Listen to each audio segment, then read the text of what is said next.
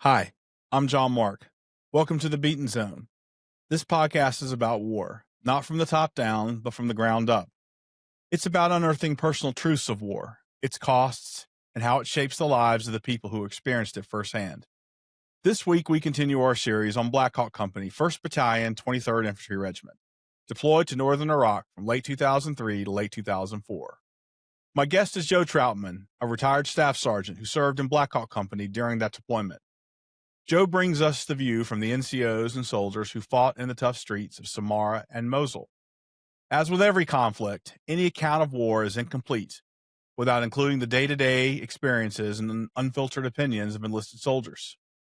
Too often, our understanding is shaped by only officer perspectives. One of the goals of this project is to flip that on its head. What makes this episode so exciting for me is that Joe is more than a veteran. He's an author, and a damn good one at that. His book, Gods of War, is an underappreciated masterpiece of combat storytelling. It's raw, unflinching, and captures not just the tactical detail, but the emotional truth of that deployment, from train up to redeployment, triumph to tragedy, exhilaration to boredom, laughter to anger. Joe captures it all.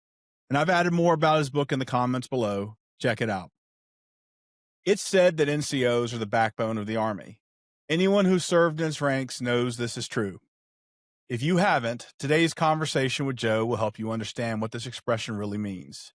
And now here's my conversation with the legend, Joe Troutman. All right, Joe, so Blackhawk Company, you guys are at the National Training Center just having completed your rotation, and you're in your unit after action review, which is kind of like, for those who aren't in the military, it's kind of like when the graders of the exercise sit down and they give you your report card. So what do they tell you? They basically told us that we were the worst unit that has ever come through the National Training Center at the company level. It was an absolute gut punch for the soldiers, for the leaders, for the entire organization. Yeah, I'm sorry. No, go ahead. What were some of the things they told you? What was some of the more specific feedback? So during the time at NTC, we were often late to the battle. If we even made it to the objective at all. We had a hard time communicating.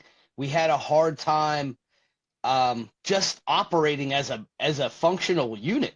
Like, there was so much dysfunction from the top down that the orders never got processed, and we looked bad. I mean, most of the time the soldiers on the ground didn't even know what we were supposed to be doing, because information dissemination was just non-existent during that rotation from the company commander. Yeah, and what you're describing are core leadership kind of actions. So as we learned from Rob last week and reading in the book, you guys ended up having to go to the Joint Readiness Training Center in Louisiana for basically a back-to-back exam. I've never heard of that ever in the history of my 24 years in the Army. Well, you talk a little bit about that and how the unit reacted to it. There's a couple things that were going on there. So the war in Iraq kicked off while we were boots on the ground on NTC. Mm-hmm. So we knew that it was coming around the corner. There was a lot of politics that were going on with the Strike Brigade as well. A lot of things from Big Army in Washington, D.C. that were being funneled down on, a lot of people, a lot of naysayers who didn't want the Stryker Brigade to succeed, and a lot of people who said we're using the NTC rotation as proof to say, hey, these guys aren't ready, this concept's not ready, we're going to go ahead and scrap it. They gave us one more chance and basically said, we found out why we were getting ready to leave NTC, we were going to JRTC. So it's never fun. I've never heard of anybody going to NTC and JRTC back-to-back, but the strikers never actually went home. They were railheaded to the port, sent off to Louisiana on a boat. The soldiers went home. I had like 4 days back home station before I was sent to JRTC as part of the advance party. Yeah, and I think that an important piece of context here is that this wasn't like you guys showed up and went to train. This was the culmination of a 2-year train up for the team. And so I can only imagine how your soldiers must have felt knowing that they had invested so much into the train up and wanted to basically showcase their capabilities as war fighters, showcase the strikers' capabilities. And that must have been just a real bitter pill to swallow. It was so much more than that because we had spent so much time together. I mean, people, you don't get to understand it because I don't know of any other unit that I've ever heard of that spent as much time training and building something. I mean, we took a completely new warfighting concept, something that had never, ever in the history of the Army been done, built it from the ground up with the vehicles. And I mean, the doctrine was completely different than anything else as well. So we spent 2 years in the field pretty much, missing families, missing birthdays, missing anniversaries, training in the field, going to Yakima Training Center, which is in Washington State, back to back, like 4 or 5 different times in 2 years, in addition to 30-day field problems at Fort Lewis, 2 weeks in the field, going out to the ranges and gunnery, STX, and then going out to NTC and falling flat on our faces. It was a kick to a lot of egos. Yeah. But the good news is that you guys performed very well at JRTC up against a notoriously difficult enemy, opposition force, Geronimo. Talk to me a little bit about how you performed and a little bit about the sort of the tactical kind of actions you had against Geronimo. All right, so if we're going to talk about that, we got to go back to the differences between NTC and JRTC. So NTC was this Cold War era style battle with T-72s and Burnhams and Hips and Hinds versus the Strikers, and we were not built for that. We weren't built for a standalone tanks on the ground, everybody online, fight in the open desert, because that's not how the Strikers operated. We operated with speed and are dropping our dismounts off and taking the fight to the enemy. So it was a completely I mean, in some ways, we weren't even set up to win. It was almost like we were set up to lose at NTC. And then we get to JRTC, and the fight's a little less centralized. It's down to the team leader. It's down to the squad level. And that fight affords you a lot less command structure, and we didn't really need to operate on guidance from the company commander so much as you kind of do at NTC. So when we were fighting the engagements against the Op 4 down at JRTC, that squad leader, that platoon leader, he's making a decision on his own as the battles are coming forth. And from there, it's just platoon, squad, battle drills that are taken over, and we took the fight to the enemy. I mean, they didn't have an answer for what we were bringing to the table. They couldn't hear our strikers. They couldn't keep up with the speed. I mean, people don't understand how fast a striker goes. We could go 40, 50, 60 miles an hour and get to the battlefield, drop our dismounts off, set up an overwatch, and before they even knew what hit them. Yeah. And I think that a lot of people would hear that and they would say, double underline answer, striker good. And certainly the striker proved its capabilities at JRTC. But I would take it a step further and say the more nuanced answer is that your troops, your team leaders, squad leaders, platoon sergeants, had this huge train up and they learned how to fight. And when you talk about decentralized, it's all about initiative. It's about taking risk, about agility. Like, to me, that is the answer. You guys went out and you had this very rigorous train up and you knew what you were doing at the lower levels. Well, I mean, once you take all of the dysfunction that happened with the leadership changeover, I mean, 60 to 90 days before we went to NTC, the entire senior leadership of our company changed out at one time. All of the platoon sergeants got promoted to E8 at the same time during the same month. So we lost 3 platoon sergeants. We lost our first sergeant. We changed out XOs, and then we got a new company commander. There's going to be a transitional period no matter what. Even if everybody's good, there's going to be that transitional period. If you throw in the fact that the company commander was not so good, it almost crippled the unit. And it's a testament to how good the junior NCOs were in our unit that we were able to recover some of it's going back to the training and some of it's the train up. But the fact that we had done this so much, I think given the opportunity, which we were at JRTC, we were able to right the ship.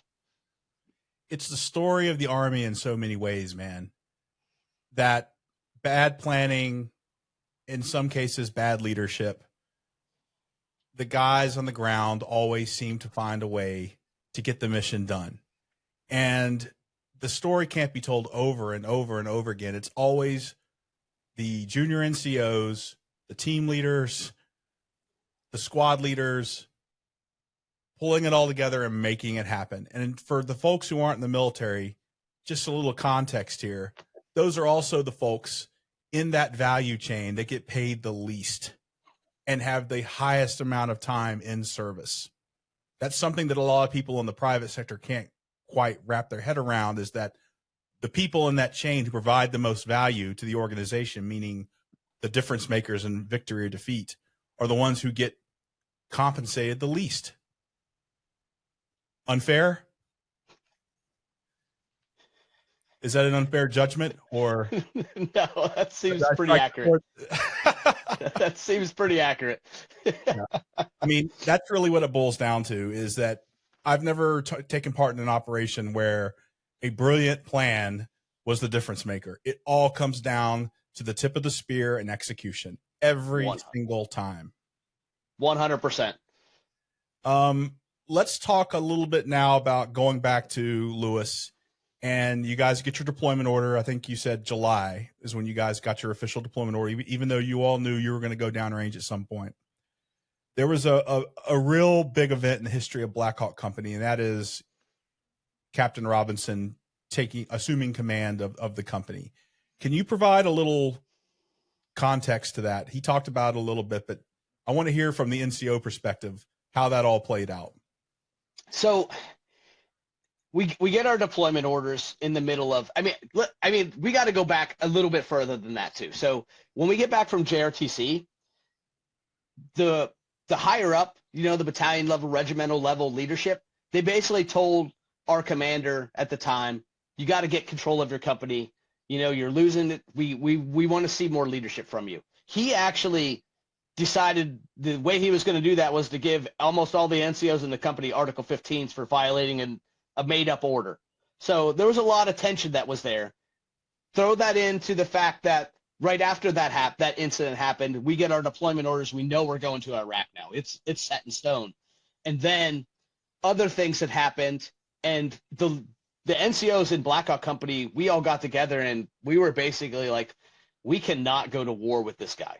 So we set up a meeting with the SAR Major, who was not happy at all with us. He didn't even really want to hear what we had to say. But when we started laying it out, and every single NCO in the company's telling him, if we deploy with this guy, we're going to die.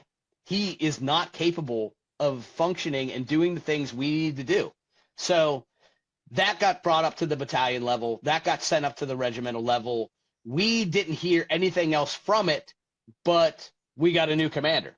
So obviously it must have made a difference, but it was, it's not something you hear of. It's not something you hear of every day. It's not something I would recommend to anybody else. That's for sure.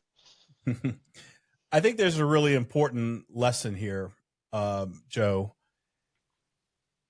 I think that a lot of people outside the military have this idea that they're robots, that soldiers are robots. They take orders and they go off and do it. And it's just not like that. At the end of the day, we're leading human beings. Can you talk a little bit about the importance of speaking your mind about what I would consider to be dissent in a military context? Because, it resulted in you guys getting according to what you wrote in the book, a good company commander. You probably saved lives. For junior NCOs, junior officers who are listening to this, what's the right, looking back, would you have done it differently? How do you kind of think about that dissent? The result was great. Probably the way we went about it was wrong. And you could say that 20 years later, and at the time it felt absolutely right because we didn't feel like we had any other options. because we had voiced our concerns. We had said what we needed to said. The results for the training centers had spoken for themselves, along with some of the other things. But at the end of the day, that should never be the answer. You know what I mean? We should have found a better way to deal with it, but the stress of combat looming and everything else dictated the need for what we had to do. And I think a lot of our listeners who weren't in the military, like, it's forget about like the, retribution. That's the easily identifiable answer, right? But it's about if in fact they hadn't acted and you went downrange with your leadership, trust and communications between leadership and the soldiers would have probably been degraded. And I would almost say it's almost certain, based upon everything that you guys went through, you probably would have come back with a lot more casualties because of that. Fair? 100%. There's no way that we were successful. And I know that we ended up losing some dudes, but it wasn't really in the context of a gunfight. And we'll get into that later, but there's no doubt in my mind, if we had that company commander when we went to war, that we would have made it back and been near as successful as we were. Great. So, great segue. We're going to talk about a tough topic now. So, we're going to now talk about Samara. Last week, Rob told us about the rollover that resulted in the loss of 3 of your teammates. Before we talk about what happened, can you tell me about the guys? Absolutely. So I was the 3rd platoon FO for the better part of a year and a half. So I was basically that platoon's FO. I got promoted to the company FSNCO when we were in Kuwait a couple of days before we rolled into Iraq. So all the way up until a week or two before the incident, I was in that platoon. So I knew the guys well. Staff Sergeant Bridges, he was the old man of the company, basically, but he was the guy that you went to for advice. He was the guy who knew every single thing. He was the guy that no matter what the problem was, this dude has the answer to fix it, So he was a huge part of what made, 3rd Platoon was the best platoon in our company by far. And he was a huge part of that because he was the guy who was like, he wasn't the yeller, he wasn't the screamer. He's the guy that's going to pull you off to the side and he's going to teach you by the numbers until you get it right. You know what I mean? He did what he needed to do to make Blackhawk Company successful. But he was also the guy who had the troops at his house for Thanksgiving and the troops at his house for Christmas and making sure that nobody did anything by themselves. That's the kind of guy that Steve was. And I say it in the book. He was like working with your uncle in the garage fixing cars on the weekend where there's no pressure, but you learn so much. Wesley, the driver for Blackhawk 3-3, he was just a great young soldier. The dude would do anything that you told him to do. And, because I was so young, I was still a young NCO, a lot of the soldiers, they would talk to me all the time and we'd hang out and do stuff. Me and him used to play chess on the back of the Strikers. He was the prototypical soldier that you would want to have where you tell him what to do, and there's not even a question, it just gets done. Blickenstaff had a tough run in the Army. Blickenstaff was the guy who was always kind of like teetering on the edge of getting in trouble, and some of the home life stuff would get him in and out of trouble. But he was the one I connected with the most because we had a lot of shared interests, and I saw a lot of myself in Blickenstaff. And a lot of people don't know, but me and Blickenstaff used to hang out a lot when we were not at work because we would go sing karaoke. We would just, you know what I mean? I knew him really well. Out of the 3 guys, I knew Blickenstaff the most. So those guys, were integral parts of our entire company. So that loss was humongous. And when the incident happened and everything happened, and I was talking with Paul Schmitz about this just today, actually. Like, it wasn't just when you lose somebody and you lose soldiers in combat, everyone feels the pinch. But because of the way that it went down and the way that everybody felt this giant guilt because we were so close and we were such a big family, like we had all done something wrong. maybe we hadn't shared something we learned. Maybe some of the drivers didn't share. You know what I mean? It was at every single level, and everybody in the platoon felt this guilt and this shame, like we had somehow let these guys down. And that's something that some of us still carry with us to this day. I mean, I put Armistead in that platoon as my replacement a week after I got promoted, and he was part of that.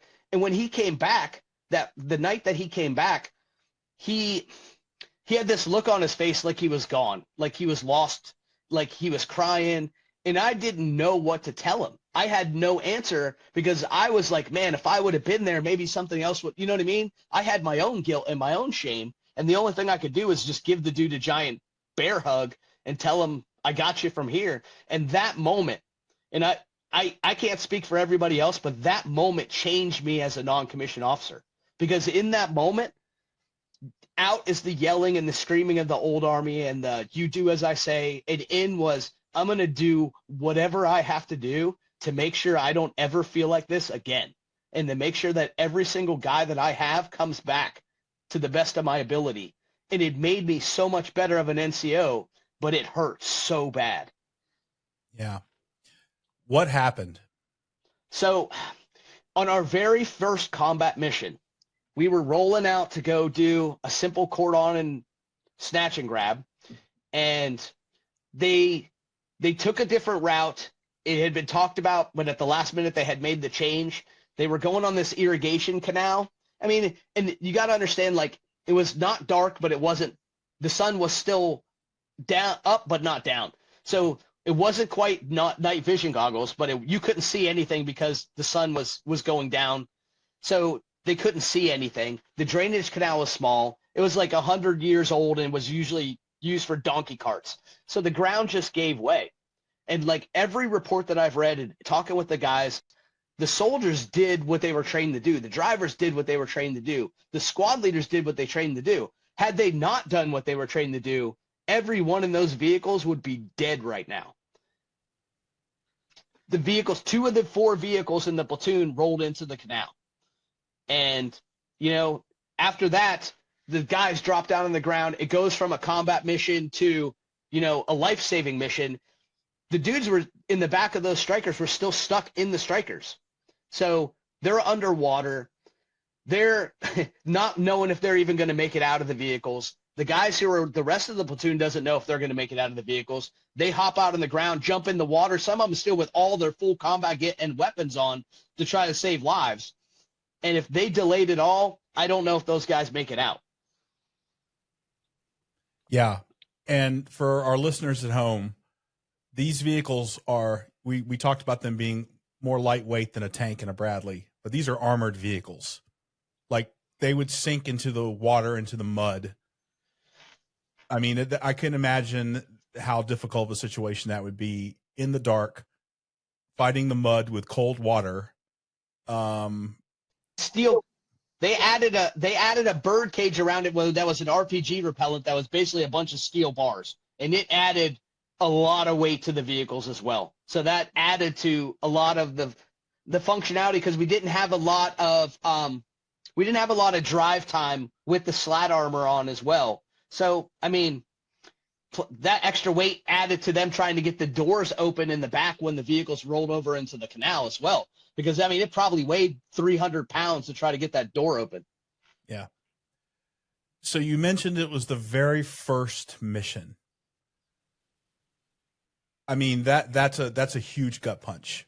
Can you talk to me a little bit about, like, you mentioned a little bit about what the guys were feeling and how you kind of dealt with that.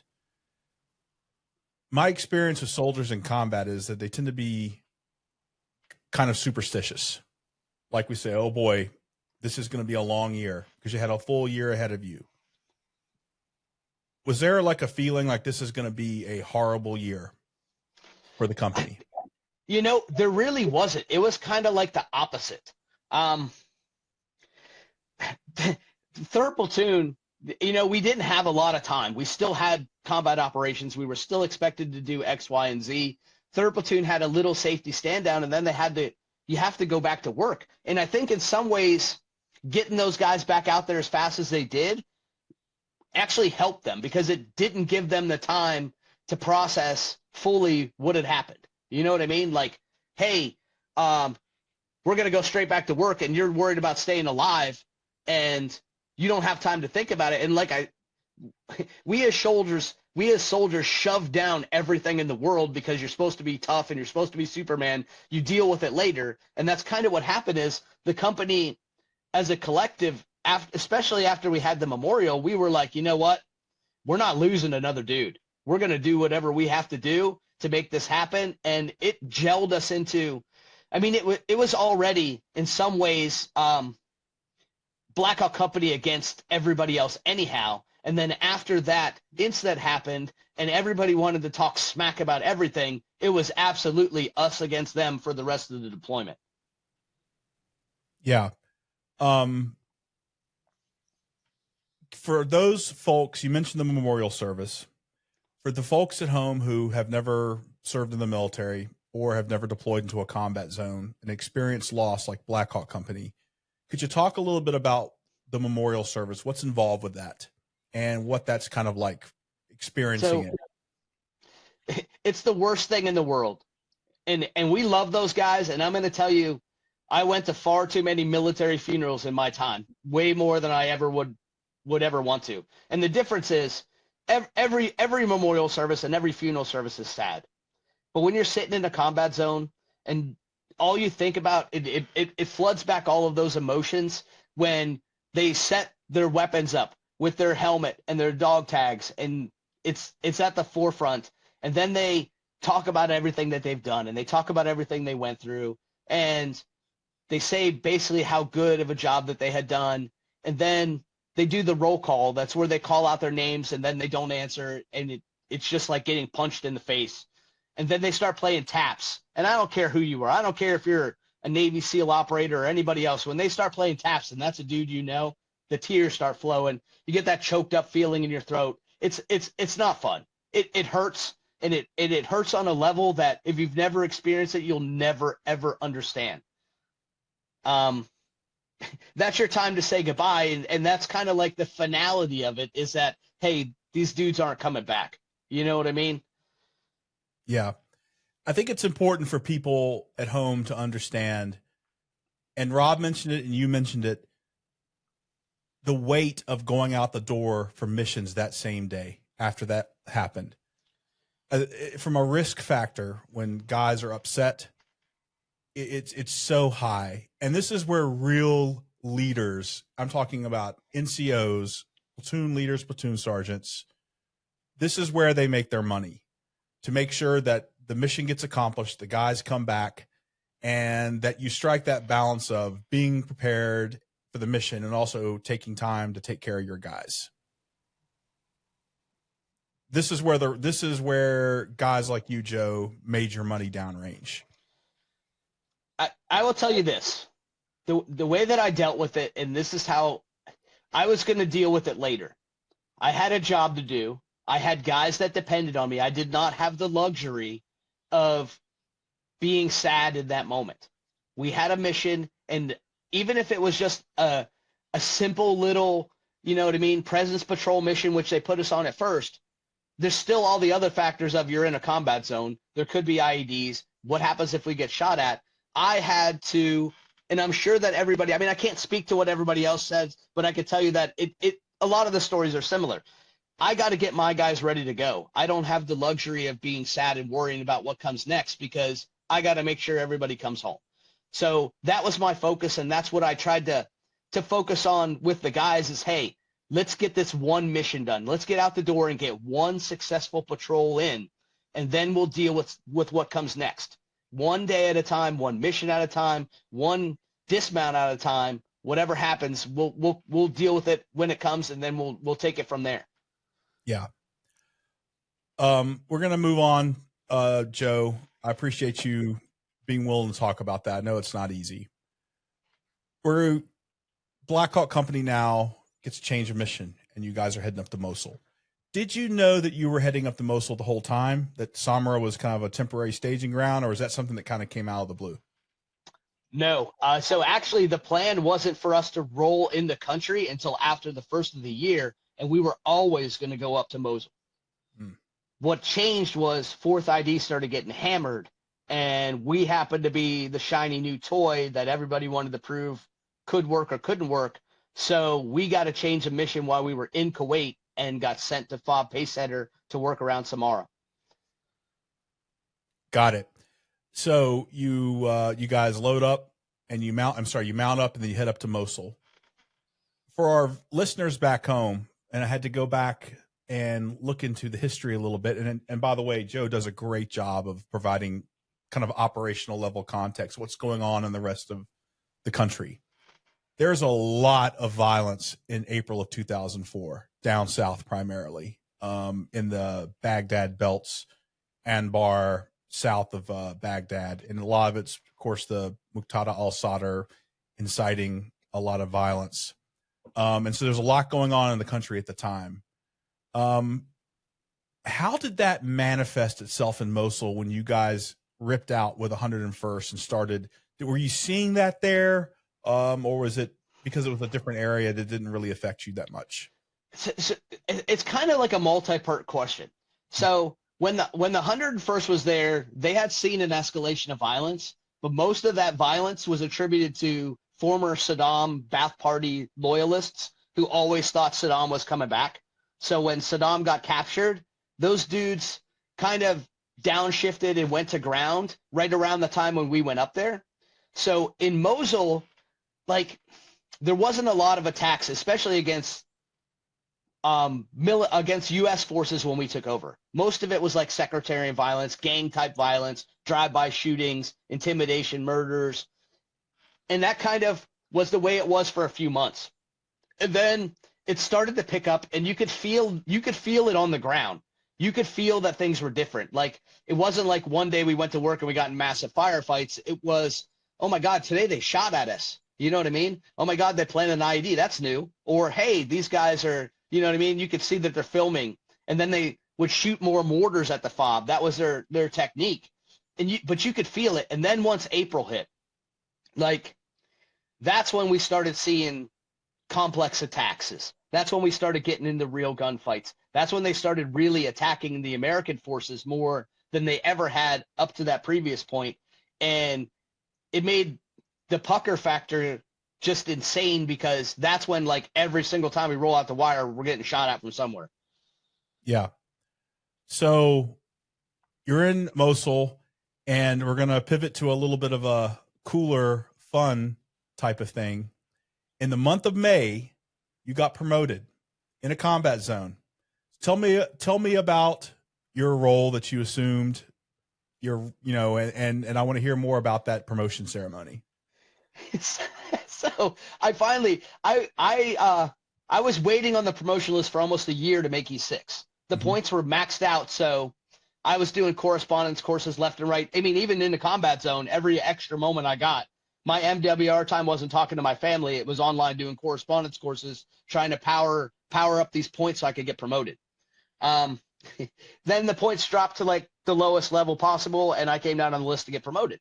So the day that I get promoted, we're standing in line. My old predecessor had come back to Iraq. He had left in Kuwait, and that's why I took over his position. The day I got promoted, he came back on a Humvee and was standing right there. So I was like, oh, man, this dude's coming back. I'm going to be a staff sergeant working underneath another staff sergeant and a guy who has not a lot of combat experience, so that's not going to be fun. So after the promotion ceremony, they called me and the platoon sergeant and the platoon leader in there. And I thought, they're going to say, hey, this dude's taking back over, thanks for your service, And no, I find out that our platoon sergeant, Sergeant Wallmeyer, is leaving to go stand up the Iraqi National Guard PLDC Academy they're going to have on FOB Marez. And I was like, well, what does that mean for us? And Captain Rob looks at me, he's like, that means you're the platoon sergeant for 5th Platoon now. And I was like, oh, great. So I had gone from an E5 to an E6 platoon sergeant in that moment. That's awesome, man. And for folks back home, when you make that leap, and you correct me if I'm wrong, from sergeant to staff sergeant, that's a first big bottleneck, right, in the NCO ranks. That's not one that's given out. You've got to really perform and to be kind of at the top of your game to make that leap in the infantry, or in your case, in the field artillery community? Well, I mean, it was a hard adjustment, and you're expected, and it's crazy because I had never been a platoon sergeant before. I had just for the first time taken over in Kuwait, my first section as a fire support NCO. So there wasn't a lot of background and there wasn't a lot of training, and you can't go to NCO schools while you're in the middle of combat. So there's no manual that says, hey, this is how you do it. I was doing stuff on the fly and picking the brains of all the other. Thank God we had amazing platoon sergeants in our company that I could call upon and say, hey, what am I supposed to do here? What does this mean? I don't even know how to do this. I mean, I was vastly underqualified for that position. Oh, I don't think you were vastly underqualified for that position. I think the results bear it out. I think also too, for our folks back home, or sorry, not back home, for our folks listening in, that position is actually coded for Sergeant First Class, which is a rank higher than the one that you served in. Is that correct? That is correct. The guy I replaced, he was a Sergeant First Class. Okay. So the Army does not pay you as a Sergeant First Class when you do that, when you serve one grade below. Is that correct? No. Well, I'm here. Not even close. I promised for this podcast I would not make moral statements, but I'm making one now. The Army must have stepping up pay for leaders who serve in a higher grade, particularly in a combat zone. I feel very strongly about that. I know that you don't do it for the money. I know that's not what you're about, but I do believe that there's a huge responsibility increase when you become a platoon sergeant. And I believe that you should be compensated for it, but that's just a personal opinion of mine. But I know that you're the kind of guys you are, you don't care about that stuff. You just take care of the job. Right. And you don't even really have time to think about that, because now, instead of having 3 guys you're responsible for, I got 20 guys I'm responsible for. And that creates a whole nother set of things that you have to try to maintain. Right. And one of the things that being a platoon sergeant, and speaking as a former officer, one of the great benefits of being a platoon sergeant is now you're issued a platoon leader. So we're not going to get into the details about your particular platoon leader. That's not what we're here to do. And also people can read about it in the book. Right. For NCOs who will become platoon sergeants, and for platoon leaders who might be listening to this podcast, talk about the relationship between the platoon leader and the platoon sergeant, and really focus in on the role that the platoon sergeant has in making sure that platoon leader is operating the way he or she is supposed to operate.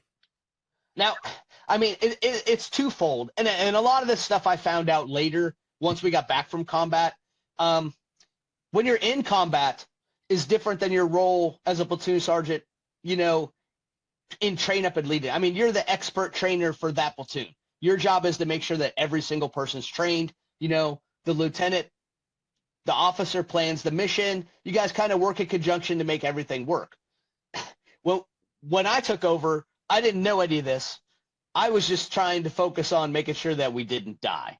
So I was very headstrong in the fact that I was going to look out for the guys. And that's all I've ever known is, you know what I mean? You as a leader, you take care of the guys, you accomplish whatever they tell you to do. I mean, if you do those two things in the Army, I don't care who you are, you're going to be successful. Because if you take care of the guys, they're going to do whatever you need to do. And that in itself is going to take care of the mission. Mm-hmm. I mean, that's a lesson I took from that I took the rest of my time in the Army. So you got to kind of have a good relationship, but you're also, the one thing I didn't learn until later on is that you're also a trainer for that officer as well. So you have to kind of teach him the way that the military works and kind of reel him in and say, hey, sir, maybe we should try doing it this way. Hey, sir, this is what they mean when this is what they say. This is what they're actually meaning, and kind of teach him so that you can set that guy up for success. So the better we do and the more training and the better relationship you have with that officer, the better everything's going to be within that platoon. And, I mean, if you have a bad climate where the platoon sergeant and the platoon leader don't get along, it affects the men, and it affects the soldiers on the ground, and it affects the mission. And you got to kind of put your ego aside, especially, I mean, once I got later on in time and I was in, more Platoon Sergeant time and more E8 time, those slots, you have to take a back seat. Your ego has to take a back seat. Mm-hmm. What right looks like, and you know what the answer is. Sometimes you have to let them figure out for themselves that your job is this. You can't just tell them, because it comes off looking pompous and you come off looking like, a know-it-all and everything else. It's like, hey, sir, when you need me, I'm here. We're going to figure this thing out together. I'm your partner in this. I'm not your adversary. You know what I mean? Right. It's so funny that you said that you're the senior trainer. I know that you're one of Rob Robinson's NCOs when you say that, because he is passionate about that, man. So I got a chuckle out of that when you said that. Training is the lifeblood and the job of the non-commissioned officer. I will tell you this. There's no combat leader that's effective in combat unless they've trained their troops. That I will take that to my grave. Combat is not won in combat. It's won back in the rear, training your guys. I love it, man. I can see the intensity in your face. It just fires me up. I'm ready to, if I could fit in my uniform, I would go back and suit up and go to war with you, man. Shifting gears, Trevor. Talk to me about Trevor. Oh, Trevor Winay. Me and my NCO James Redding. So we were E5 platoon FOs together. So we hung out together all the time. That's who I used to hang out with on the weekends. And his wife was in the military as well. And she was stationed with one of I think one of the quartermaster units on Fort Lewis, and they all deployed with us. Well, in her unit, she had a soldier that this little kid named Trevor Winay. He was like a 19-year-old kid just out of high school, joined the Army. He used to tag along with us at barbecues and stuff like that.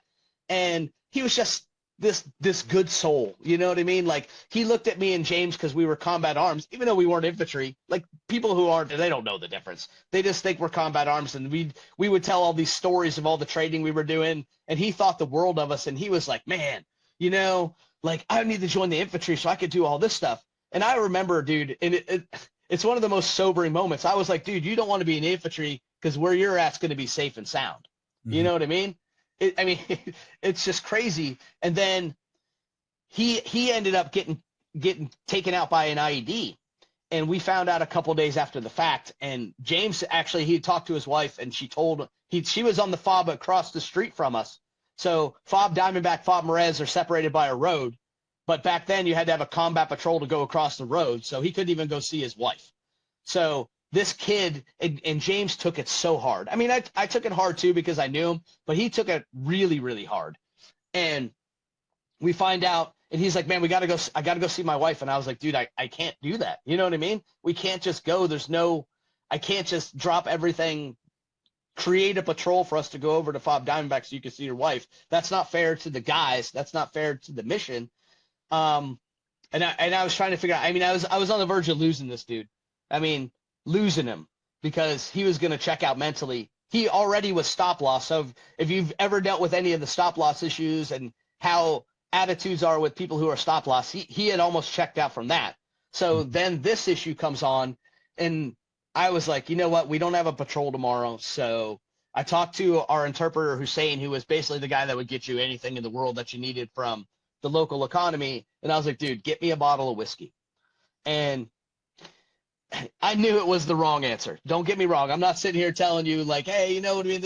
It was not the right answer, especially when you're now expected to be a senior non-commissioned officer as a platoon sergeant. The answer is not to drink in a combat zone, because that violates everything General Order No. 1 says.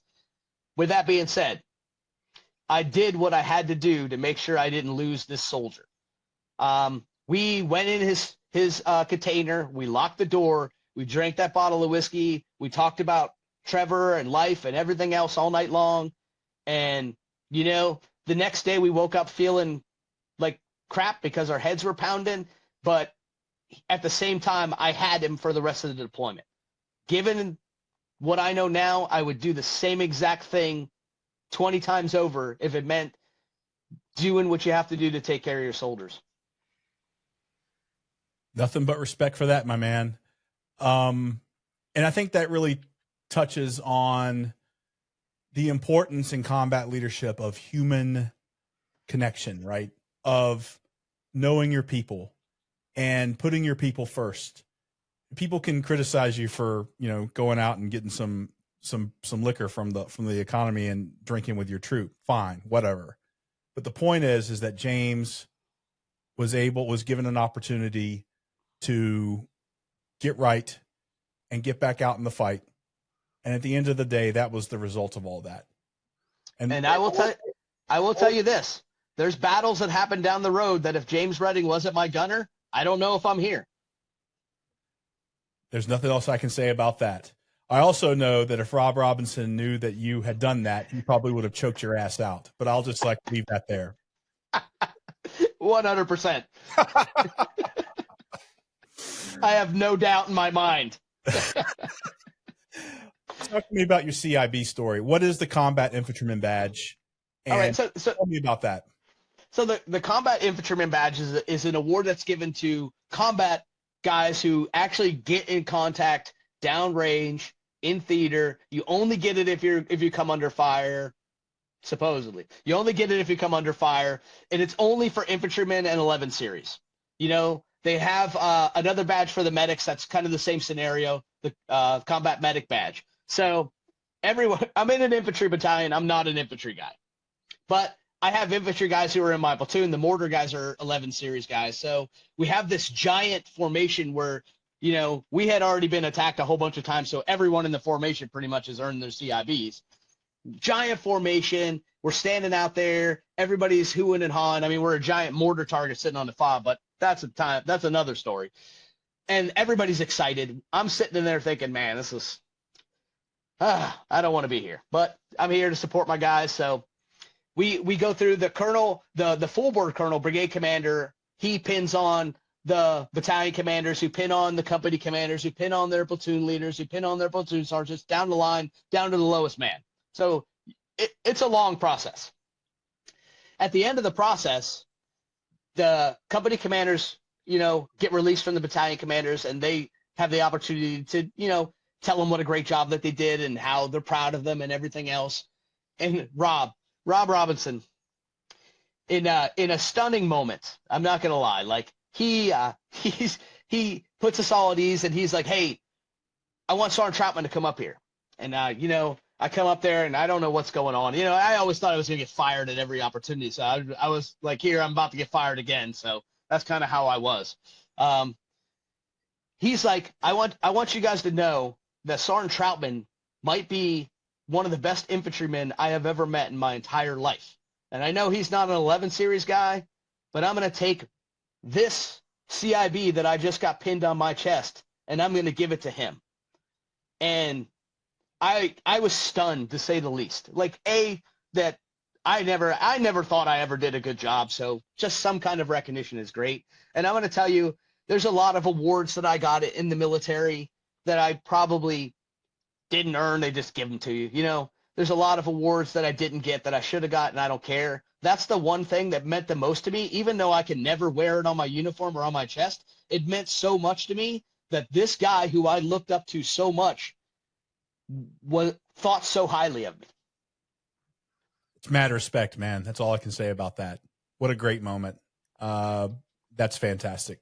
And, speaking of leaders that I know that you have a lot of respect for, and we're going to get to back to Mosul, but I want to put some color about you as well. Talk to me about First Sergeant Swift. First off, for folks who aren't familiar, who is the first sergeant? What is the first sergeant responsible for? And tell me a little bit about Swift, because everything that I've heard from Rob, everything I've heard from you, he's a hell of a leader. And I think people need to know more about him. All right. So the first sergeant is the company commander's senior advisor, senior trainer for the unit. He's the head enlisted guy in a company. So he's the standard bearer. He's the one who makes sure that everything functions, but he also is the one who makes sure you have chow, who makes sure you have a CASEVAC plan, to make sure that everything in the company happens behind closed doors. He's the guy advocating for you, fighting for you, but he's the guy that's going to dig in your butt if stuff goes wrong. First Sergeant Swift, I mean, was insane. He was crazy, but in a good way. Don't get me wrong. The dude was nuts, and that's exactly what we needed. Like, this dude, he'd already been to combat. I mean, there's so many stories. You don't even know what the truth is. I have no idea what the actual truth is behind his deployments because he never talked about him. It was everybody else who talked about him. But this dude had already been to combat multiple times. He was one of the few people in our formation who'd actually been to combat before.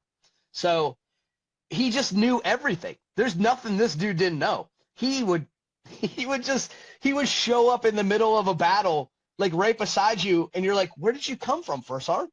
He's like, it doesn't matter. Just pretend I'm not here. I'm one of your guys. Where do you need me? You know, like, what the heck? Like there, we were out walking all day, taking these civil affairs guys out, right? And that's a story for another time. That was super fun. We come back and it's gonna be. It's in the book. It's jaw dropping. It's insane. We come back after this like 9-hour walk. And we're stuck at the traffic circle right above Fob Marez, just to the north, like 100 yards from getting into Fob at the end of this long day, the middle of the summer. It's hot. A suspected IED, right? So they had tasked me with a squad of infantry that day with my platoon to help me with security. So I get down with the squad leader, Sergeant Castro, on the ground. We're walking around trying to develop a situation on the ground.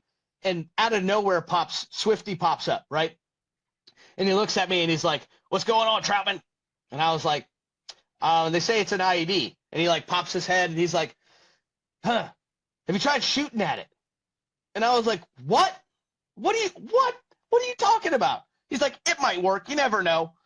And then he just walks off like he was never there.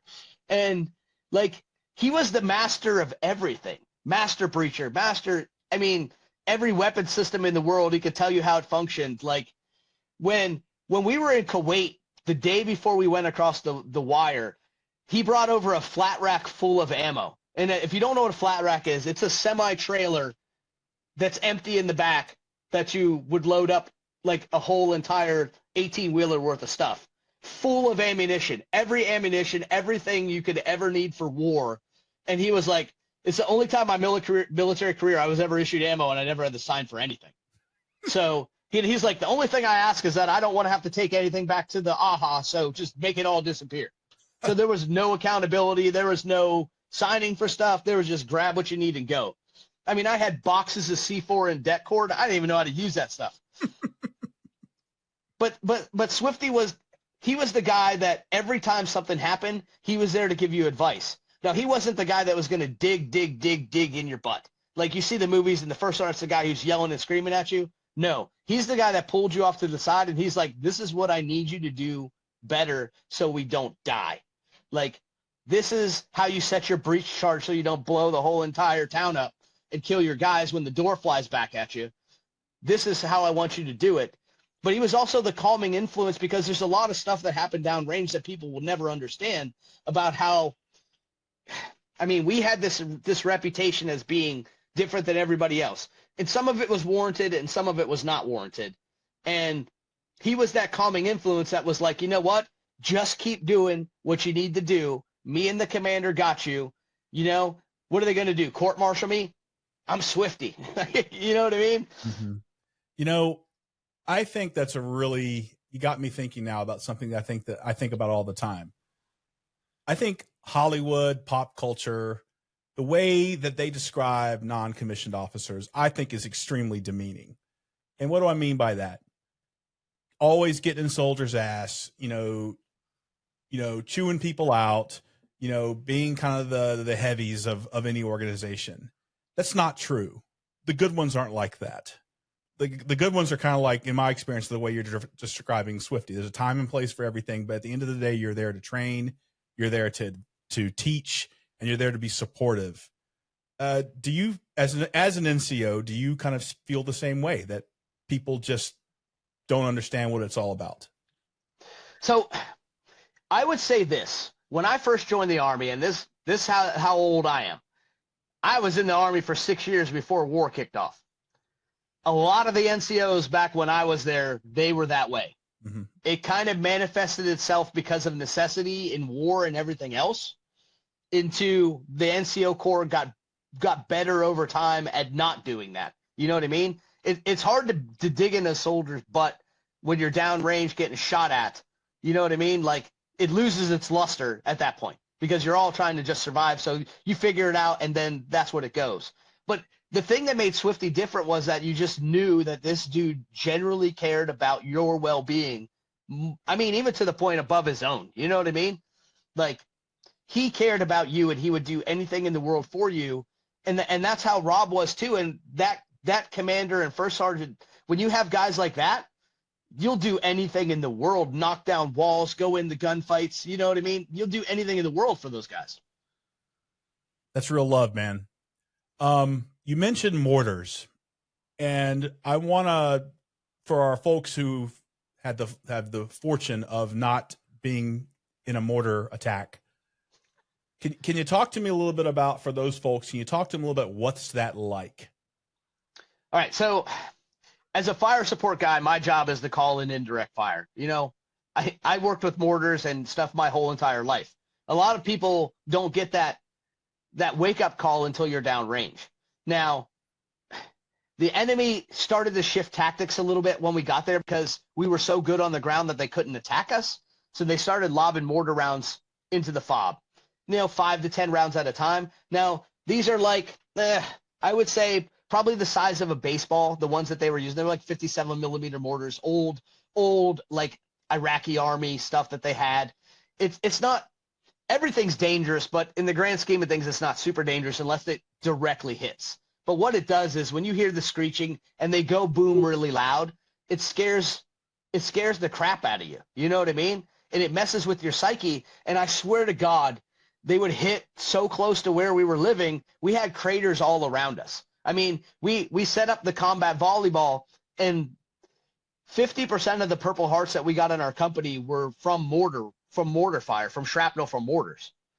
I mean, sitting on the fob, I mean, your Hollywood moment, having your Top Gun moment, and you get hit with shrapnel from a mortar round, and that's your cool guy story for the war. It really is dangerous. I mean, you think about like a forward operating base, particularly, later in the campaign, dining facilities, chow halls, whatever you want to call them. I mean, usually during rush hour, you'll have like 50, 60 plus folks in there eating. A direct hit from a 107 millimeter, rocket can do some serious damage, right? Having a formation, going to the gym. I mean, it does have the potential to do some real damage if they get lucky. 100%. And that's all it takes is one round. But that's why, like the only thing that most of the guys feared was that coming in on the fob. You know what I mean? Like, we go out and get into a gunfight. No one's really worried about getting in a gunfight. We're worried about getting hit coming from the shower by the random mad mortar guy who gets a lucky shot and hits outside the shower. Like, that was what the people, like, that was the thing that you were like, man, this is what's going to take me out. You know what I mean? Yeah. And because you can't control it. That's right. And it also, my understanding from reading your book and talking to Rob and a little personal experience on top of it, it chews up a lot of assets that you need to go out there and support your troops while they're out in sector getting in gunfights, right? ISR, helicopters, patrols. You're putting resources against that problem. Well, it changed the dynamic of our patrol schedule. That's how bad that it got. We actually had to go out and do a counter mortar patrol, which was basically go sit on top of a hilltop, wait for this dude to fire and try to take him out. And it got so bad that my platoon actually got pulled out of the rotational sector because the brigade fob got hit, and we had to go on top of a hotel and sit up there to protect them. And they never shot one mortar round while we were up on top of that hotel, but the day we left, they got pounded. Wow. Interesting. Okay, so now we're going to get to probably the pivotal event in the history of Blackhawk Company. And this is going to be a real easy prompt for me, and you're going to be the guy that does all the work. Talk to me about August the 4th.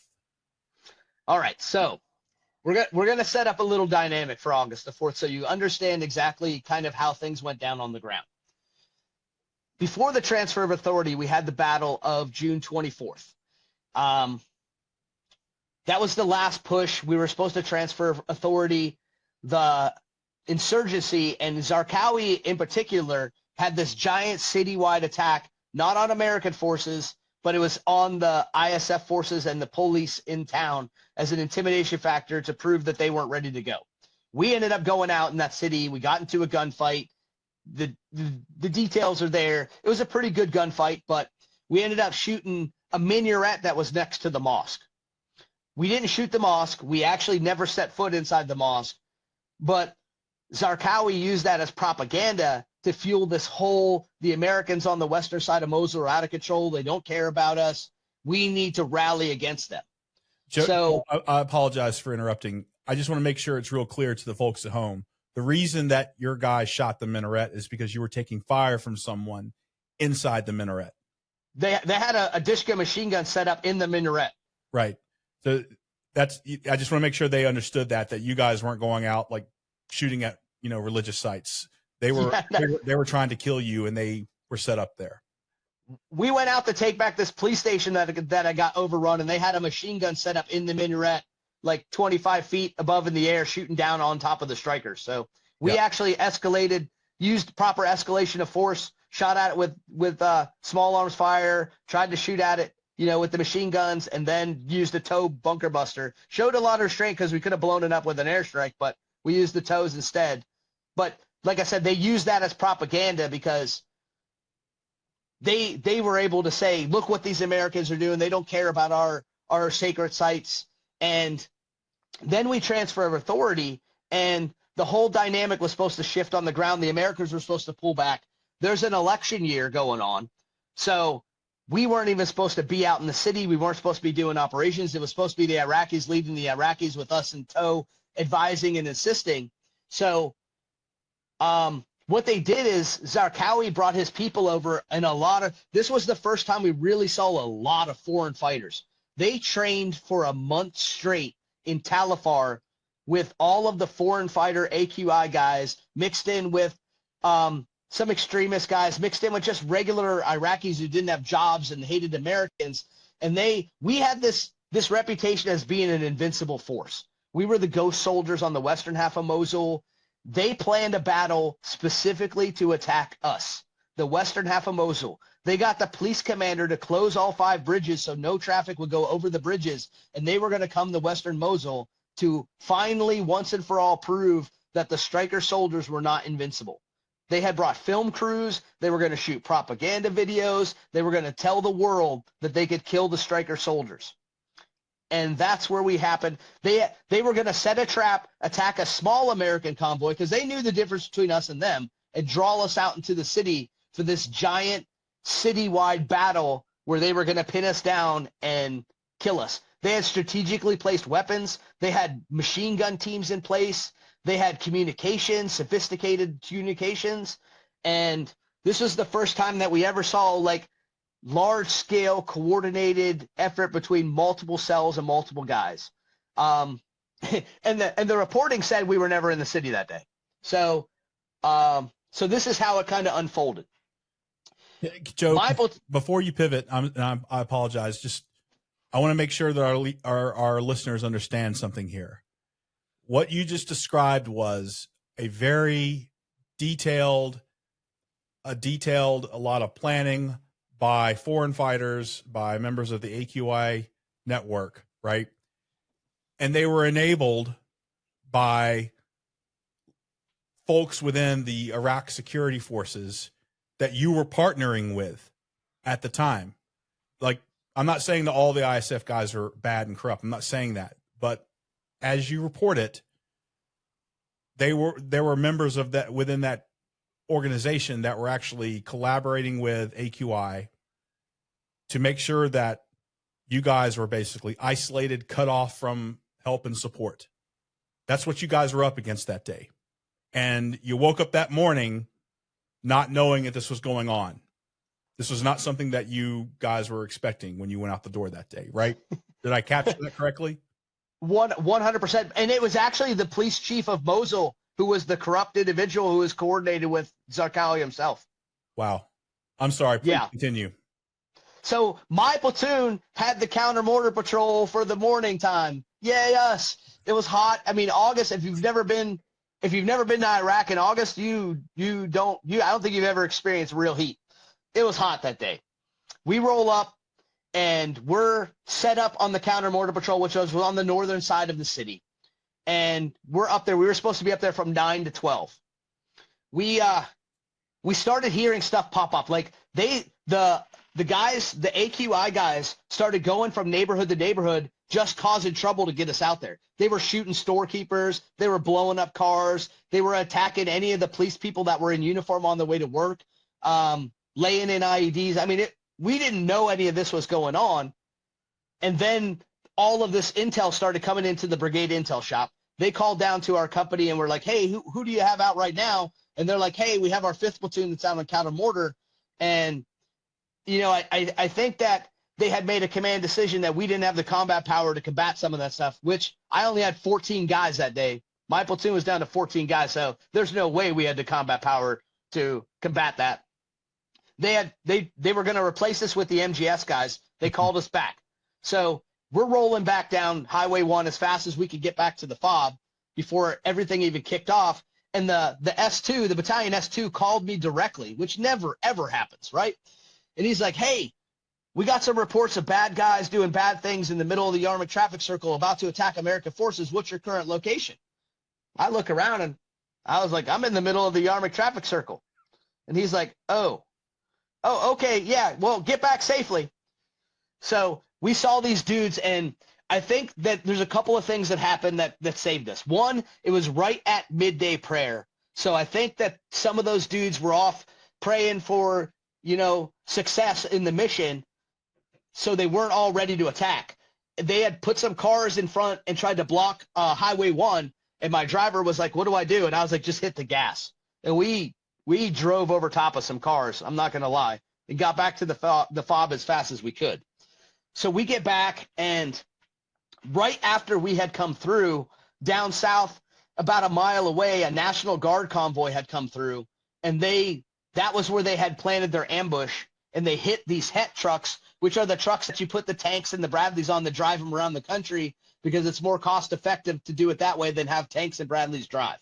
So they blew the tires off 2 vehicles, got into a little gunfight, and then those dudes picked up shop, had their injuries, licked their wounds, came back to FOB Berez, and they called Blackhawk Company because it was our sector, and they basically were like, you need to go out and find out what's going on. So at that time, stuff started happening in the north.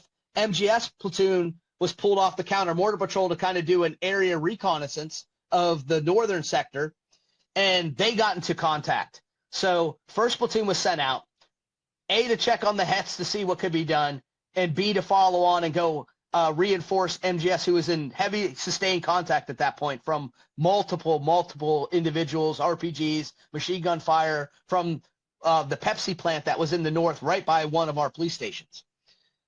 En route, they hit one of the most complex, nasty ambushes you're ever going to see in the history of life.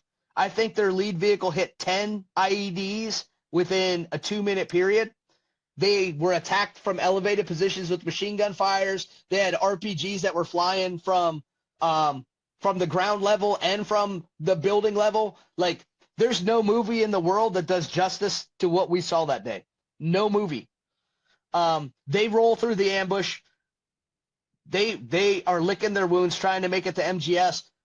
We sent out 2nd platoon to go reinforce them. They hit an ambush going out there that was even more intense, disabled vehicles, almost had people get killed. Like, we have 2 platoons in a heavy gunfight in ambush locations, another platoon in a heavy gunfight, and they still are like, hey, we need to get you guys. Battalion was like, we need you guys to go out to this HET site and secure this HET site because we got 2 American vehicles that are burning on fire now.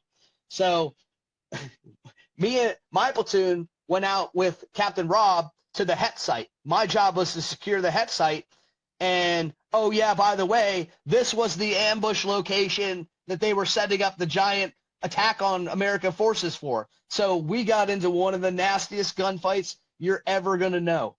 It was so bad. Like, I couldn't even see the road from all of the fire that was going around me. My vehicle had so many bullet holes in it. And they brought, immediately after we came in contact, 3rd Platoon, who was the battalion QRF and was only supposed to be used in emergencies, comes out to reinforce my location into the north. They get into, I mean, they probably saved my life because they took all the fire once they got there and they stopped shooting at me. And this battle's just raging on. And it's hard to describe the veracity of and the volume of fire that we faced. And it just went on and it went on and it went on. And what had happened was the enemy was taking heavy losses. They got in communication with each other and they were like, you know what? This battle is going to take place where these burning vehicles are. So everybody stop attacking all of the Americans and come down to where these vehicles are on fire. And which happened to be my location, which was super fun. So the battle shifted. Everything started to shift. And Rob, you know, through incredible intuition, through training, whatever you want to call it, he made the call to shift all the forces back to where we were and bring these guys back down to get more guns in the fight. Because, I mean, I don't know how people in 3rd Platoon are still even here. Like, literally, they were 50 yards away from me, and I couldn't even see their vehicles from the dust clouds from the bullets and the RPG strikes.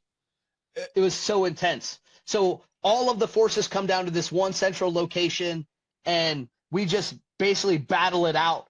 The entire battle goes on for, I would say, 10 straight hours, like a 10-hour gunfight. If you look at the history of everything else in the Army and everything you know about, this was the largest company-sized firefight of the entire war in Iraq. It's the largest company-sized engagement that anybody's seen in the military since Blackhawk Down. And no one ever even knew we were in the city. When we got back and the mission was done and everybody was safe, you know what I mean, and we recovered the Hets, the next day the news reported that no American forces were in the city, that 7 to 10 insurgents had attacked Iraqi police. I'm going to tell you, there was between 100 to 300 individuals on the ground that were trying to attack us. So thank you for that, Joe. It's very good. And just for the listeners, the book, so detailed, and it's broken down from like the moment that they roll out the gate for their patrol. I think the chronology picks up like at 6 a.m, something like that. When did the final member of Blackhawk Company make it back to the FOB that night? What time? Around 2300.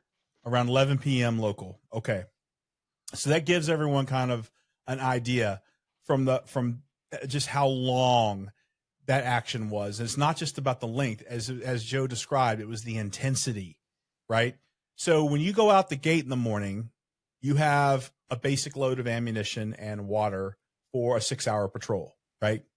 So during this time where the company is at all parts of West Mosul and you're encountering this contact, this attack, it's not contact.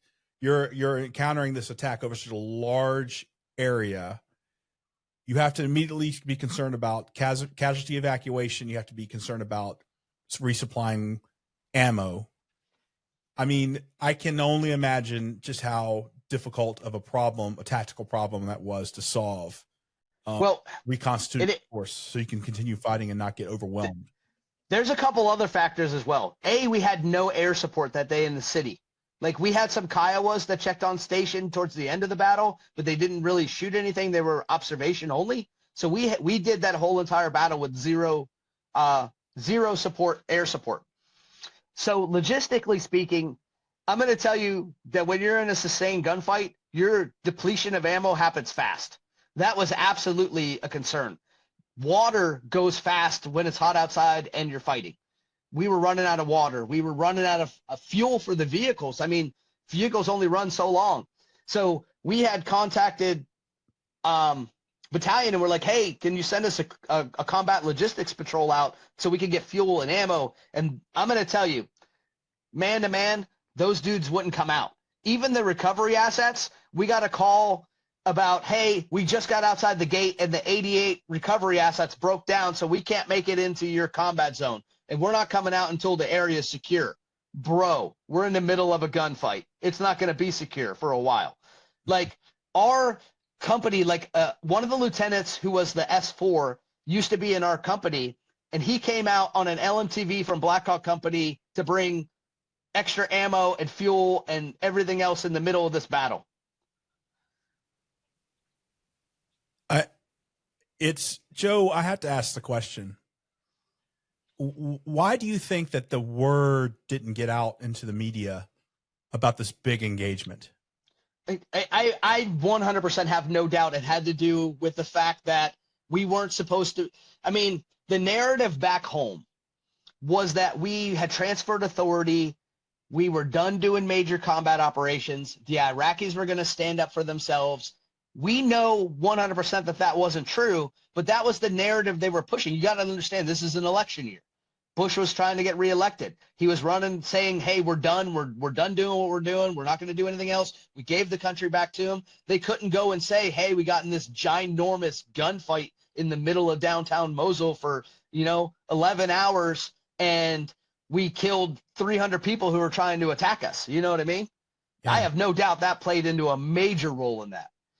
It's really interesting, too, because at the time, again, we're dating ourselves, Facebook was just starting to become a thing, right? 2004, I believe. Maybe it was even pre-Facebook. I don't know. But like social media certainly wasn't as prominent at that point. GoPro cameras, guys like going out with GoPros mounted wasn't as big of a thing. I mean, in some respects, it is easier. I don't want to come across like I'm being accusatory or promoting conspiracy theories, but it's almost easier back in those days to push a narrative despite what happens on the ground. Like today, it would be almost impossible. Yeah. Kind of interesting.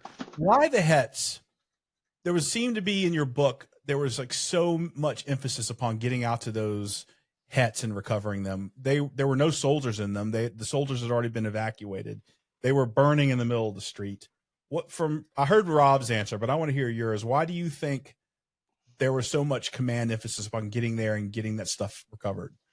Dude, I mean, I don't even know. And Rob actually asked the question in the middle of the gunfight, like, why are we even out here? There's no strategic value for sitting out here and guarding these things. They're going to burn to the ground. Let them burn to the ground. Like, why are we here? I never really understood what the answer was, but at my level, I don't question. I just do. You know what I mean? Sure. My job is not to question what the mission is. My job is to execute the mission to the best of my ability. Yeah. And when you're in the middle of a gunfight, you really care about just making sure you die. Yep. No, I get that. Let's talk about Iraq security forces, because you mentioned the transition of authority. And just for the folks who don't know about it, there was, as Joe very, very effectively described, politically, there was going to be this transfer of authority from the United States and the coalition to the Iraqis for their security, right? They were going to be the ones who did these, that were going to be responsible for that. Let's just go ahead and just take it straight on, man.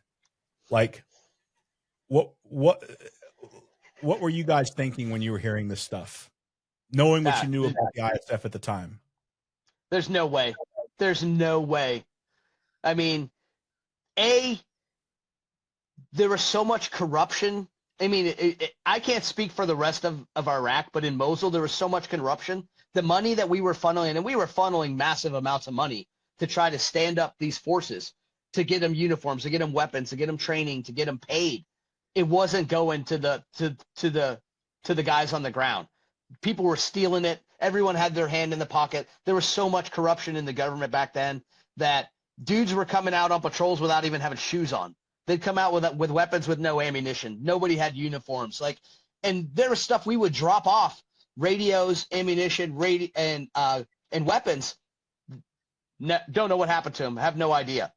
And then when there was any kind of crosstalk between the Iraqi National Guard and the local city, Iraqi police, there was always a standoff between those two because, I mean, God help them, the Iraqi National Guard was actually trying.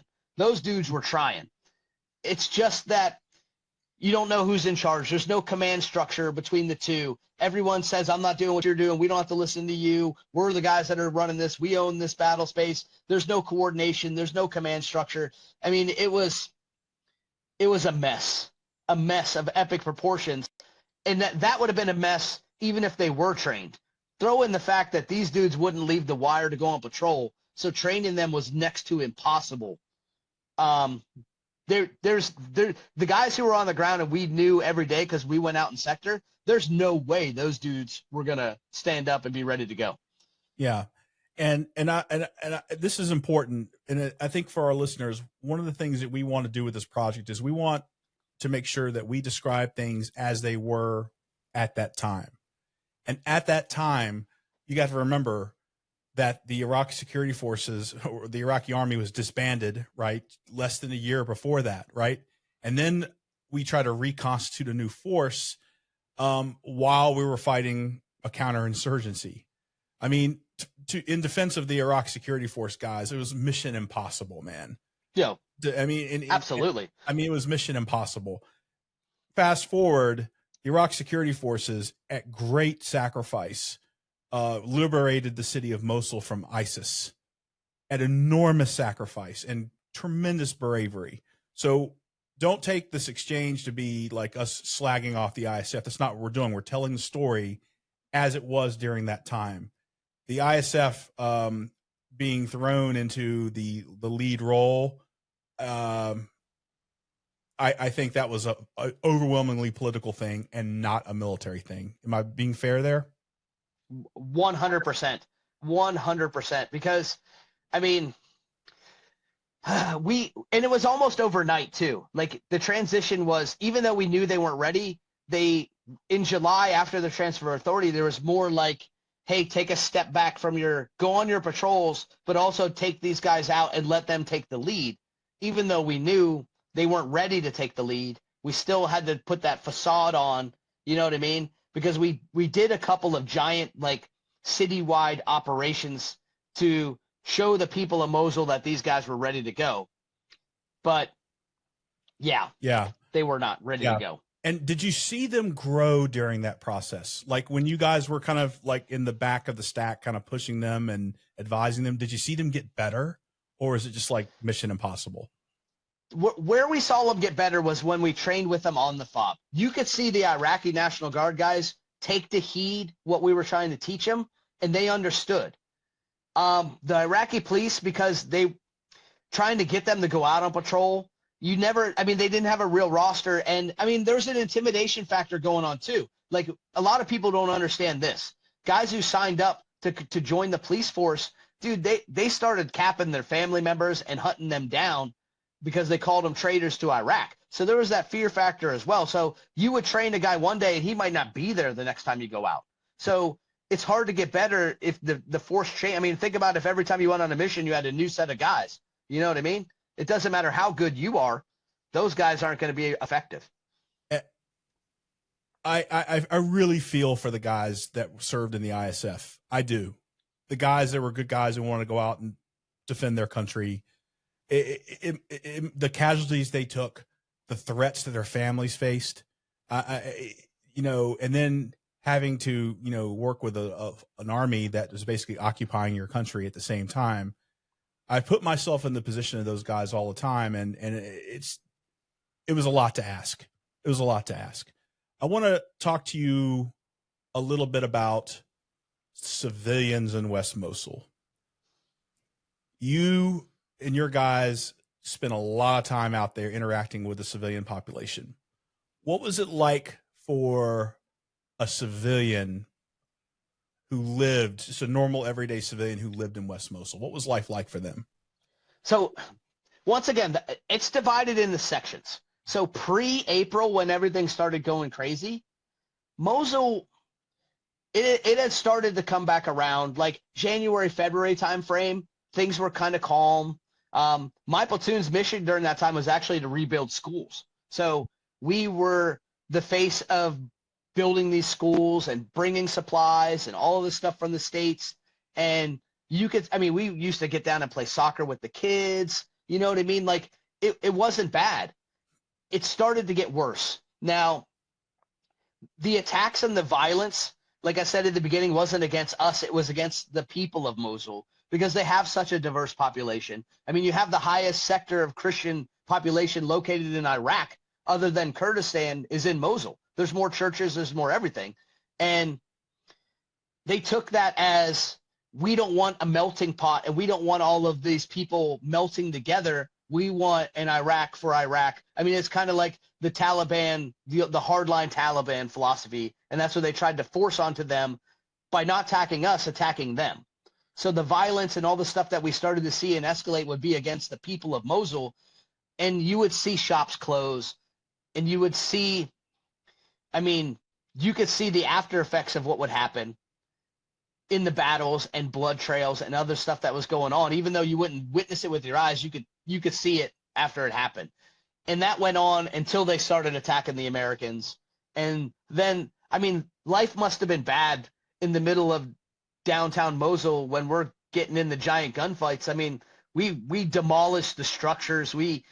Force protection is force protection. We're going to do what we have to do. If you're getting shot at, we're going to return fire. It's not because we are trying to harm the people. It's because we're trying to stay alive. Mm-hmm. Yeah. And I think it definitely speaks to the huge challenge that you and your troops faced, because on one hand, you guys are smart enough to see the big picture. Like, we can't fight our way out of this thing. Like, the people have to, rebuild their community, right? They have to get civil society going. We have to get schools going and sewage and all that kind of stuff. But that's not that none of that stuff is happening in peacetime. That stuff is happening in a combat zone. And so it almost creates like this, I don't want to use the word impossible, but it's so, that kind of having to deal with that makes it so difficult to be able to earn the trust of the population.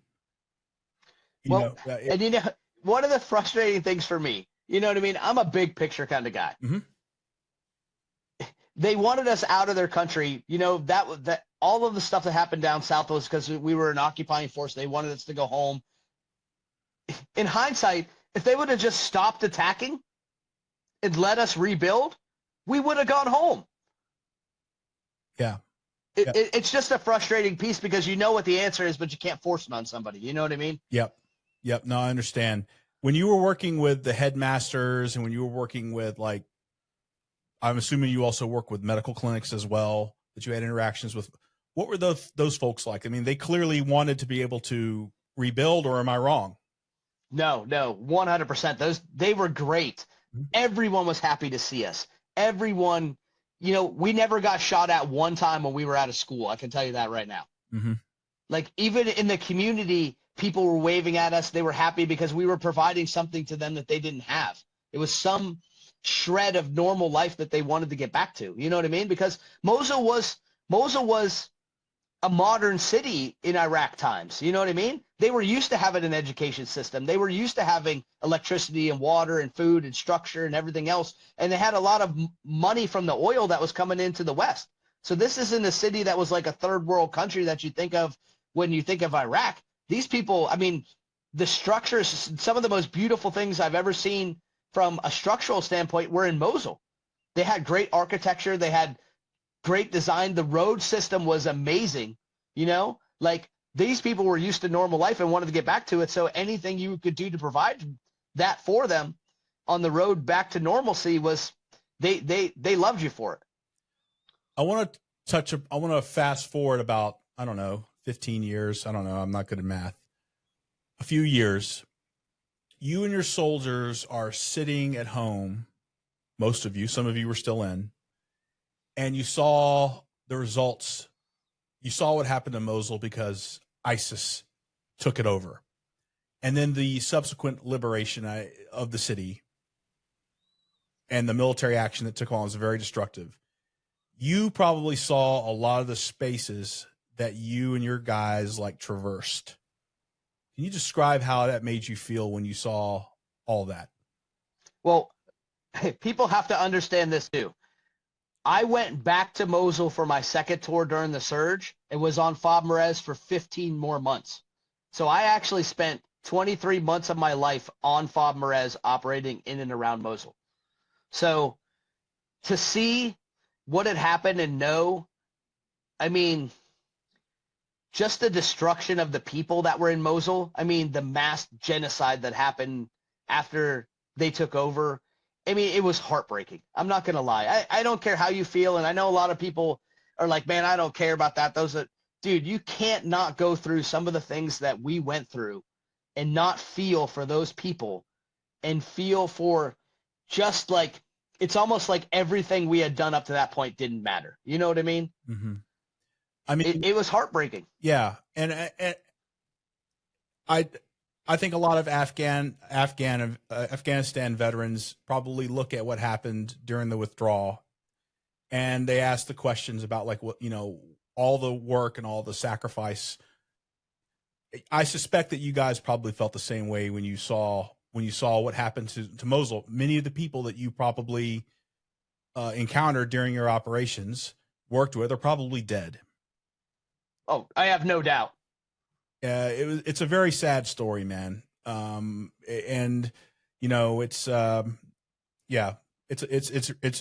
just wanted to make sure we went off script there. I wanted to ask you that because it's a valid question because, I mean, think about it. I spent 2 years of my life trying to make that place a better place. How could you not witness what went down and think, man, what was it all for? You know what I mean? Yeah. Yeah. Fair one. I want to talk to you a little bit about injuries sustained during the deployment. Rob and I talked a little bit about the evolution of medical care when you lost your teammates in outside of Samara, and what the standards of care were there. Because again, this would happen in 2003, right? Yeah. Medical care has come so far. It's unbelievable when you go out and see units and type of medical care they can deliver now. How many Purple Hearts did you guys have in the company by the end of the campaign? Rough estimate. We had 39 Purple Hearts total for the whole year. 39 Purple Hearts for a company of about 150, 170 guys, right? Yes. A fifth of the company earned Purple Hearts. Yes. What were the most common injuries? Mortar rounds from the FOB. Interesting. About half the Purple Hearts were from indirect fire on the FOB. Yeah. And so when a soldier is injured, and of course I know there are a lot of variables here, where it lands in relation to the soldier and so forth, but we're talking about fragmentary injuries, right? Mostly to the extremities. By that point, were you guys carrying around the tourniquets? Or is that something that hadn't hit the streets yet? No, by the time the indirect fire really started flying, we had tourniquets in our med kits. I mean, you pretty much carried your med kit with you wherever you went to. Mm-hmm. Just because, I mean, when that stuff started going down, everyone had a med kit or you had a medic with you. A lot of times, like Rob kind of made us all go to chow together and stay together a lot because when mortar rounds start flying and there's no radios, if someone does get hurt, you don't know, you know what I mean? Yeah. Where they're at, and that's a combat multiplier to have multiple people there to be able to save your life. You know what I mean? Yep. So as annoying as it was sometimes to not get a break from my guys, at least I knew where they all were. And if something happened to them, bam, yep. we were good to go. Now, I was lucky. I think I was the only platoon out of our whole entire company who had 0 Purple Hearts. Especially after everything you went through on August the 4th. Dude, it's a miracle that none of our guys got hit on August the 4th. Wow. 0 Purple Hearts in my platoon for the entire year. Amazing. But you and your guys obviously are well familiar with the improvised explosive device, the IED. Can you talk to the folks who've never experienced what it's like to be hit by an IED? Now I will tell you this. There's varying degrees of IEDs. There's some of them that we saw that were like like diesel gasoline, like just blow up and light on fire. There's some small ones. There's some that didn't go off, some that missed. I mean, the majority of the things that hit us either missed or didn't hit us straight on, or they weren't there. Like I never got like the major blow up your vehicle and flip it over IEDs. And like I said, I had 0 Purple Hearts in my entire company. We hit some, but that was more like the threat of the IED was more terrifying than the actual IED was. You know what I mean? Mm-hmm. Gunners, TCs, guys sticking out of the hatches. Like, my head was on a swivel. I didn't care about getting in a gunfight. I knew I was good in a gunfight. If I get down on the ground, I'm going to execute.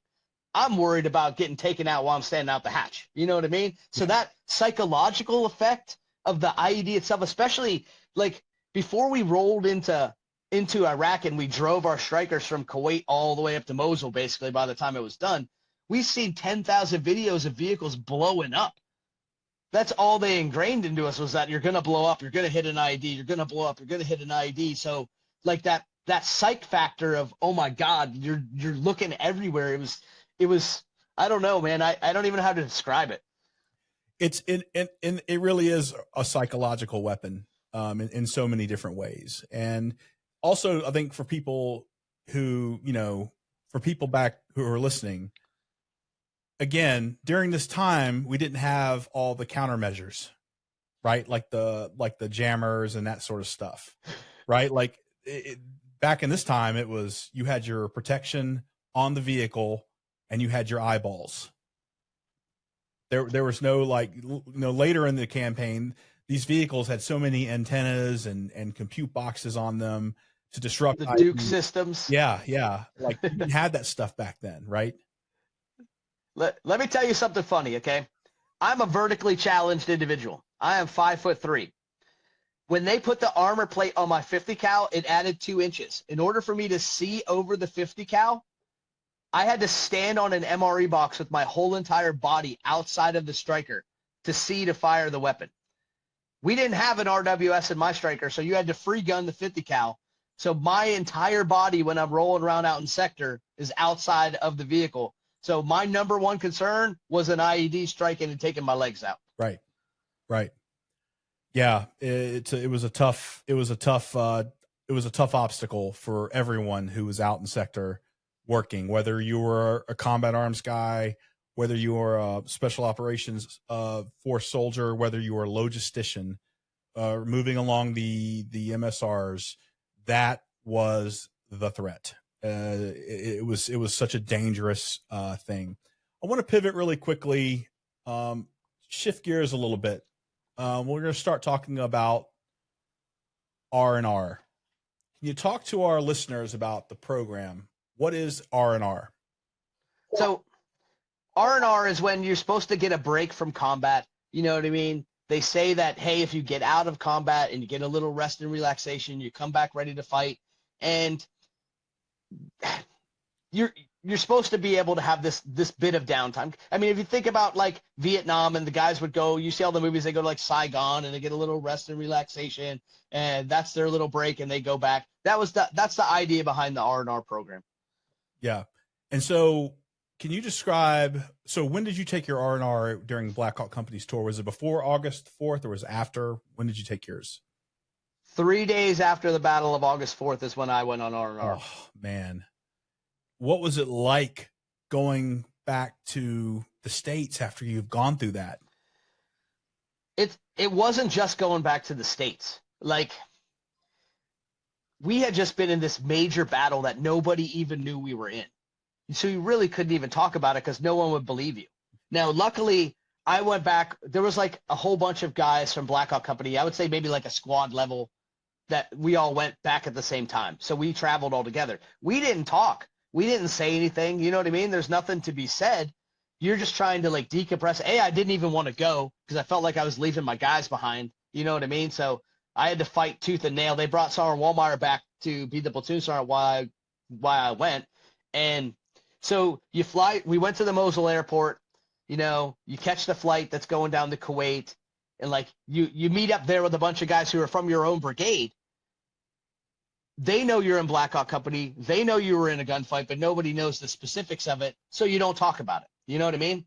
They're talking about all the great things that they're doing, and in my mind, I'm just like, I don't even care. Like, there's nothing you guys have done. No offense to you guys, there's nothing you guys have done that compares to what I just went through a couple days ago. Mm-hmm. You know what I mean? And then you fly down into Kuwait, and you get all the people from all of Iraq that are going on R&R. They're coming back. They're going. And they just talk mad junk about all the things that they've done. And everybody's a war hero. And everybody's been in giant battles. And everybody's survived the last member of their platoon or whatever it is. You know what I mean? And at that point, I just wanted to be away from everything that wasn't the guys from Blackhawk Company. So we all got together. We got our little thing. And we didn't even say anything. We didn't even talk. You know what I mean? There's nothing that needed to be said. If you were in the company and you were in that firefight, you know what I mean? Yeah. Nobody was exempt from not being under those conditions. So then I flew home, and I never really felt back. I never really felt this calming sense. Like, I worried about my guys. I worried about that. I tried to have conversations. You try to have a conversation with a normal person, and they can't understand because you can't tell them about the giant battle you were in because it didn't happen because the news never reported it. You know what I mean? You can't tell them that we're still getting in gunfights because the news is reporting that everything's safe and everything's good, and they can't understand. Even other military members that didn't deploy, you know what I mean? Mm-hmm. They couldn't understand the things that you're going through because you can't understand that stuff unless you experience it for yourself. So conversations were hard, and time was like so slow. And you got to remember, like, I was having hearing loss from the battle because I fired so many rounds out of my weapon that I couldn't hear anything. So I couldn't sleep. The food didn't taste good. Like, I would get sick to my stomach. Like, I would get headaches. Like, all I could think about, like, I was going to miss movement and not get back. So I had a calendar, and I'd set alarms, and I'd check my thing, and every single day I'd check and recheck, and I tried to call up and see if I could go back early. Like, it was not normal. Like, it was not normal. So switching off wasn't a thing. No, and there's no switching off. And for how long was R&R? It was 2 weeks, right? It was 2 weeks. 2 weeks of just brutality. Like, yeah. It was brutal. Did you watch the news while you were there? Did you follow what was going on in Iraq? I didn't because I take that back. The first night I was back, I did. And I got so mad because it wasn't an accurate portrayal of what was going on that I just lost faith in the news itself. Mm-hmm. Yeah. And so when it came time to load in the plane and go back, how did you feel? I actually felt relieved. Like, I felt the closer that I got back to Mosul, like going back to Kuwait, you feel a little bit better. Going back to the Mosul airport, you feel a little bit better. And then when you get back with your guys, you know, it's such a surreal feeling because you're only gone for 2 weeks, but it feels like you missed out on everything. Yeah. You know what I mean? You hear the stories of battles, and you hear the stories of things that have gone on, and you feel like you missed the whole entire war, even though you're only gone for 2 weeks. Yeah. So you guys finish out your tour, and now it's time to go home. When you got back home, what did you guys feel? Mission accomplished. I mean, you probably celebrated together, but like, what was that reintegration process like? I mean, at first it's great because you're home, and you got to remember though too, like, we never thought we were going to go back and back and back and back and back. That wasn't a thing back then. You know what I mean? It was like, hey, we went for our 180 days, and it was supposed to be almost done. And so for us, we did have a sense of accomplishment. We all knew that we did good things. You know what I mean? So for us, we felt good. And then the longer you're back, the more that stuff from R&R kind of sets in as well. You know what I mean? Yeah. You have to go back. I mean, when you first come back and you're still around the company, that first block leave period is just like R&R. Like, you feel isolated. You feel like no one knows what you're going through. You can't really tell people because, I mean, if you tell people all the things that you did when you were there, they're going to look at you like you're some kind of a war criminal. You know what I mean? Like, it's not something you brag about. I mean, I make the comment about going to a job interview. You know what I mean? And like, what marketable skills you have? I shot people in the face. You know what I mean? That's not a marketable skill. You can't really tell the civilian population that, hey, you know what I mean? This is my primary function in life is to shoot people, you know? Yeah. And we were the best, probably one of the best companies of the war so far. So, everyone's like, did you ever shoot anybody? Do the math on that one. You know what I mean? Yeah. Did you do the math? Yeah, no doubt. And did you guys, what was it? So you get back from block leave and you start like training, right? Did you guys know that you were heading back? You mentioned that it wasn't a thing back then, but did you guys have an inkling based upon the way things were going that you were going to be back on the deployment cycle within the year? So kind of what happened was this. Everybody who had got promoted during the year, which was a massive amount of people, especially like the senior level and everything else, all of us went to NCOESs and officer courses and train up courses. Like, we didn't have an opportunity for 18 months to go to any of those schools, so everybody got to go to school. And when we came back from that, there was the first mass exodus of people leaving and that were PCSing. So they let everybody ETS that was going to ETS. They let everybody PCS that was going to PCS. So I PCSed at that time. So I didn't go on the second tour with them. I went with another unit at the same time, but with another unit. And it was right during that time that we got the orders that we were going to be deploying again. So I would say like March, April timeframe, they were like, hey, we're going to be going a year from now. Like, get ready to go. And that started that massive cycle of the train. You know what I mean? It wasn't like they didn't have that 2-year train up like we did. It was like, hey, you got a month to do the basic stuff and go to ranges. Hey, you have a month to do your platoon, squad, ex-eval, team ex-evals. Then you get your brigade thing. Then you go to NTC and you're certified. And then, oh yeah, you're going back to war right now. And so, and I don't want to be critical of the Army or the people, but like what you're describing is what most units did for their train up, for their workup, not what you guys did for your Blackhawk Company workup, which was a very robust, rigorous train up. Like it was almost like deployments and redeployments on an industrial kind of scale. And when you mass produce units that are ready to go to combat like that, the quality of training, I would imagine, goes down. Like I said before, combat effective leaders and combat effective troops are not born once you get to combat. It happens during training with the time to make those mistakes that you're going to make downrange before you get downrange. If you expedite the process and throw in a bunch of new guys so you don't get the integration process and you don't get the continuity and you don't get the familiarity that you have with, say, we had for 2 years. The reason we were so successful and we were so lethal once we got to combat is because we trained for 2 years together. You knew what the man to your left and right could do. It wasn't even a question. It was just, hey, which battle drill are we executing this time? That's right. And you didn't have that later on. You just had to try to survive. You know what I mean? Yeah. Yeah. The soldiers who go back home are under a lot of pressure because they have this experience, right? And they go back home, and then I think people expect soldiers to be able to turn it off. You're no longer downrange, right? So, and let's just be real nuanced here. You know, the media and pop culture, they in a very demeaning way, I might add, focus in on a minority of soldiers who get into trouble when they get back, and they link it to their combat experiences. We're talking about a relatively small group of guys, right? But what you hear is like guys getting fights and guys getting a lot of trouble, and they link it back to their combat experience. How do you react to the way that is kind of portrayed in pop culture?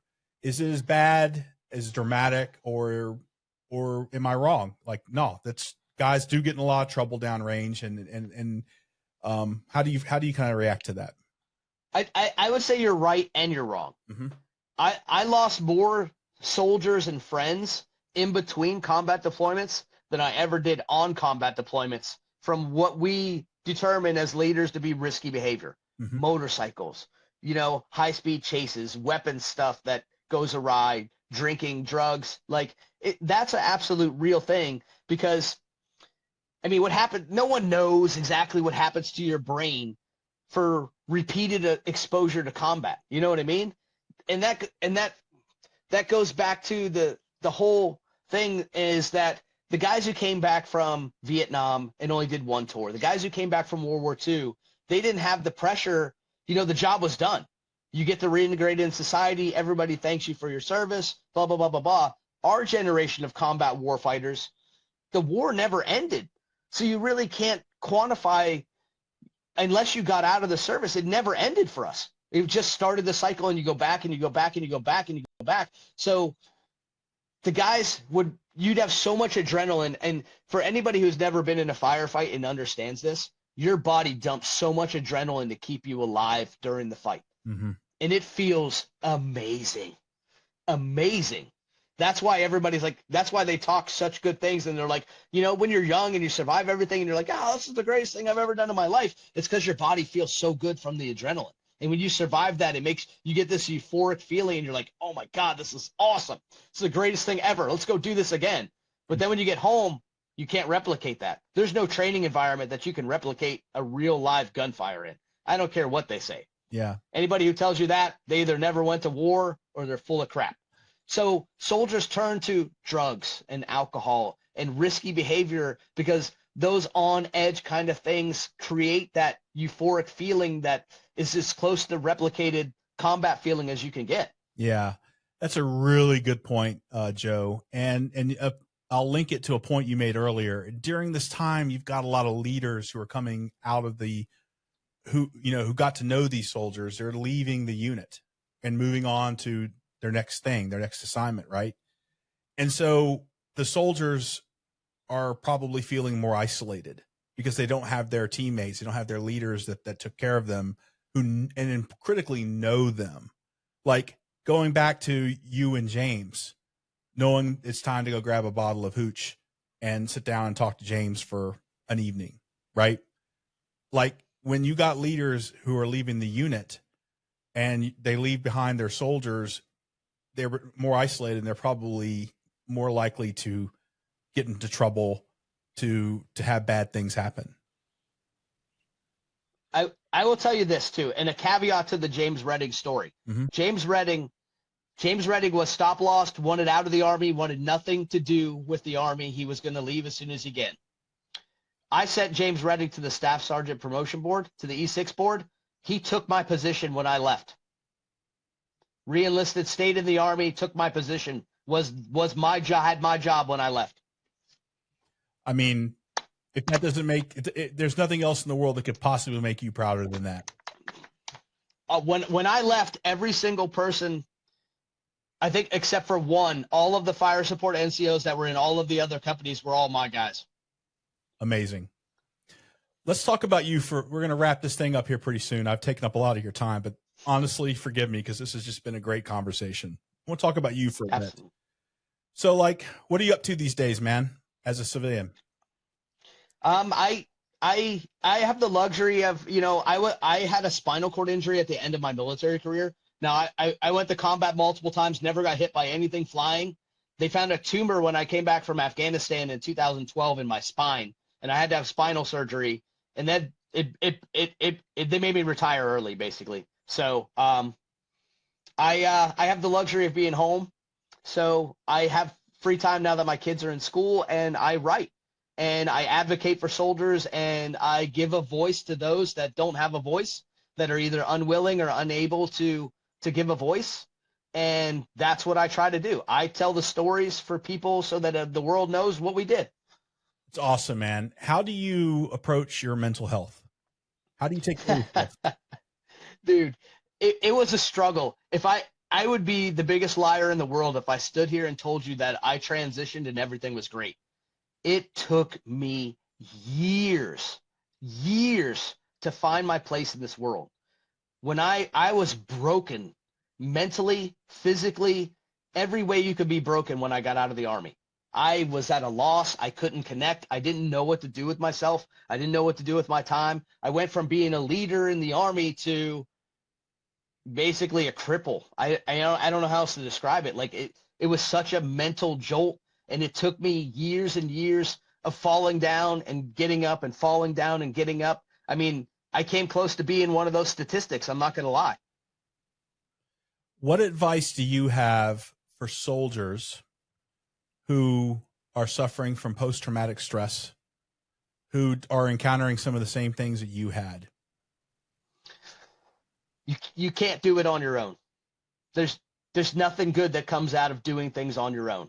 Like, share your story with people that are like you and have gone through similar situations that you. Don't share your story with someone who was a cook who sat on the fob and didn't do anything, because they're not going to be able to relate to what you're going through. Find people to share your story with. And I mean, it doesn't have to be group settings. It doesn't have to be this. Find that one person that you can unload all of that baggage on, because it's your baggage until it's not your baggage. And then the moment that it's not your baggage and it's somebody else's baggage, it takes that burden a little bit off of you. I mean, sharing with some of the people, like when I got out, I felt so isolated and like, you know, a failure. And it wasn't until I started talking to people, then everybody was like, man, I'm going through the same thing. You know what I mean? And that's the same thing I tell the soldiers that are going through stuff now. I mean, I'm still connected with almost every single soldier I've ever had in my life. Like, I call and I talk to them and I make phone calls and I'm like, hey, how are you doing? And I let them know, you know what I mean? You're not the only one. Dude, I went through this. I went through that. It's not just you. I can make it. You can make it. We'll make it together. Great message. So true, my brother. Have you guys thought about a reunion, Blackhawk Company reunion? So I know that 3rd Platoon, I think last year actually had a whole entire 3rd Platoon reunion. Now, one of the greatest things about 123 and stuff. Now, I know we talk about the legend of Blackhawk Company 123, but in reality, it should really be the legend of 123 Infantry. 123 Infantry is the greatest military organization I have ever been a part of in my life. And with that, the veterans are super tied in with the current command structure. And everyone who lives up there is in and out of there. They're in with trading. They're in with the events. Every time there's any kind of special event and remembrance, they have a big memorial up there that everybody goes out. The veterans are tied in with the current soldiers, kind of like First Armorez was with us. Mm-hmm. We pass that torch down to them and we give them advice and we're integrated. It's like a family atmosphere. So they do have reunions. We just haven't had a Blackhawk Company reunion per se. Sounds pretty cool though. It is. I mean, everybody's connected. We have a Blackhawk Company Facebook page where we get on there and post about everything and stay connected. We have battle rosters where we connect with each other. Like, if you're in trouble and you need help, you just make a phone call and I guarantee you're probably going to get the help that you need. I have no doubt about that. Just getting to know you in this process and getting to know Rob and hearing about the guys. If there's ever a unit that has a great support network, it's yours. I'm speechless. Let's talk about your career as an author. Why did you do this? Let me start by saying I was not going to be a writer with my career. That was never going to be what I was going to do. As the keeper of stories and kind of like the guy that everybody used to talk to, you know, a lot of people used to call me the smart guy, even though I'm not the smart guy. Like, I'm just a guy. I used to write these anniversary posts on Facebook, and I would say a few words to people. And, you know, I have this incredible capacity for memory that I've been blessed with. You know what I mean? I'm not going to say photographic, but I can remember facts and figures and dates and stuff like that. So I got to talking a few years ago with Rob, and Rob was like, dude, you got to write this story. And I was like, I am not a writer. He's like, no, man, just write something, write anything. Start it out. Let's see what we got. And I was like, okay, let's see what we got. I wrote a little bit. Everybody loved it. You know what I mean? And they're like, oh man, we got to do this project, you know, and everybody writes a book or says they're going to write a book and everything. You know what I mean? I never thought I would actually do it. So I wasn't going to write a book. I was just going to write like a dictation of the deployment and kind of a recount of the deployment, and then kind of publish it for the guys that were in the unit to say, hey, this is what we done and this is what we accomplished. So when I first started interviewing people and trying to track down all of the information, no one wanted to talk to me about the war experience, you know what I mean? Because they didn't believe I was actually writing a book, which is fine, and I understand. If some dude called me up and they're like, hey, we're writing a war story, what's your experience? And I'm like, yeah, you know what? pound sand. I don't want to talk to you. So, but as it evolved, so I kept everybody I could in the loop and let them read what was important to them. You know what I mean? First platoon story, this is first platoon. Second platoon story, this. And they were like, oh my God, this is amazing. Hold on, wait a second. You need to talk to this person, or you need to talk to this person. You need to talk to this person. And then like Swifty started calling me up. You know what I mean? It's like, no, you got the facts wrong. This is what needs to happen. Blah, blah, blah, blah. So everybody kind of, and at the last minute before I was getting ready to publish, I probably had 50 people call me the last month. And they were like, hey, you got to put this in there. This part was in there. This is wrong. This is wrong. Blah, blah, blah, blah, blah. And it evolved into this giant thing. So over about 8 months of actual writing the book, evolved into the first product that we had, which I never had edited because I didn't think anybody was ever going to want to buy it. So I published it and was available for the guys in the company to get so they could say, hey, we have this book and it's ours. But the guys in the company, like I had one of the platoon sergeants call me and he was like, how did you know this detail? Like, how could you possibly know that? You weren't even there. Like, how do you know that this went down like this? I'm not saying it didn't. I just want to know how it did. How do you know that? But that's the level of detail that I had put into it. Like when I recreated the Battle of August 4th, it took me almost a month to do that battle because I got my hands on all the after action reports, all the mission logs, all the SIGACs from the talk that day. And then with the interviews for the soldiers that were on the ground in the different platoons, I mean, I knew what my platoon did that day, but I never knew what the other platoons did that day because I was too busy trying not to die. So that was my first time. And I recreated this battle on map boards and everything else, step by step by step by step. It broke it down. And oh yeah, I had the debriefs from insurgents who had been captured and the information that they gave about how the battle unfolded from that part. And that's where you get that perspective from. And it was this painstaking process. And like the guys who were on the ground that day, they had contacted me and they were like, dude, when I read that chapter, I feel like I'm back in the battle. It's so real. Like, this is the realest thing I've ever heard of in my life. Like, job well done. Like, you know what I mean? They're like, job well done. Like, and then it started taking off into something more. And I have no idea what to do, had no idea what to do next. You take a product, I don't know how to get published. I just published on Amazon at first because I didn't know how to contact people. And I lucked out and got in touch with the people who distribute through the PX. So the guys, it's Bird Enterprises. They do the sole distribution of all books and novels and all of the land nav books and everything else in clothing sales and in the PX. And the guy was like, hey, send me what you got. I heard about this story. I hear it's really good. I want to see what it is. So I sent it to him, and like he sent it back to me like the first day, and he's like, this is awful. It's not awfully, it's awfully written grammatically. Like, you're going to have this edited. So they hooked me up with an editor, and I got the book edited, and he was like, dude, this is great. And then the dude had a heart attack. So it was put on the shelf. I didn't know what was going on. I didn't know what was going to happen next. And after he recovered a few months later, he called me back and he's like, dude, we need to get this thing done now. So I gave him the updated stuff. They redid the cover for the book. It's about to launch like in the AFES online stores and in the clothing sales. And if you've ever been, anybody who's ever been to a clothing sales, the only books that are in clothing sales are Sergeant Audie Murphy, How to Win the Board, the Ranger Handbook, like those kind of books. Our story is going to be the first story in the clothing sales line about real soldiers in a real book. And rightfully so, Joe. I read the book. This is the Amazon one. I read the book when I first met Rob. And I said in the intro, and I'll say it again, it is one of the best combat storytelling projects I have ever read. And I grew up on those old Vietnam books, you know, where, you know, about the guys who wrote about their experience. I grew up in that stuff, right? This right here is a masterpiece. And knowing how you went about it and knowing the amount of time and effort and blood, sweat, and tears you put into this thing, I want to applaud you because it is a remarkable book. I tell I have my best friend's son is a platoon leader now in 223 down in Carson.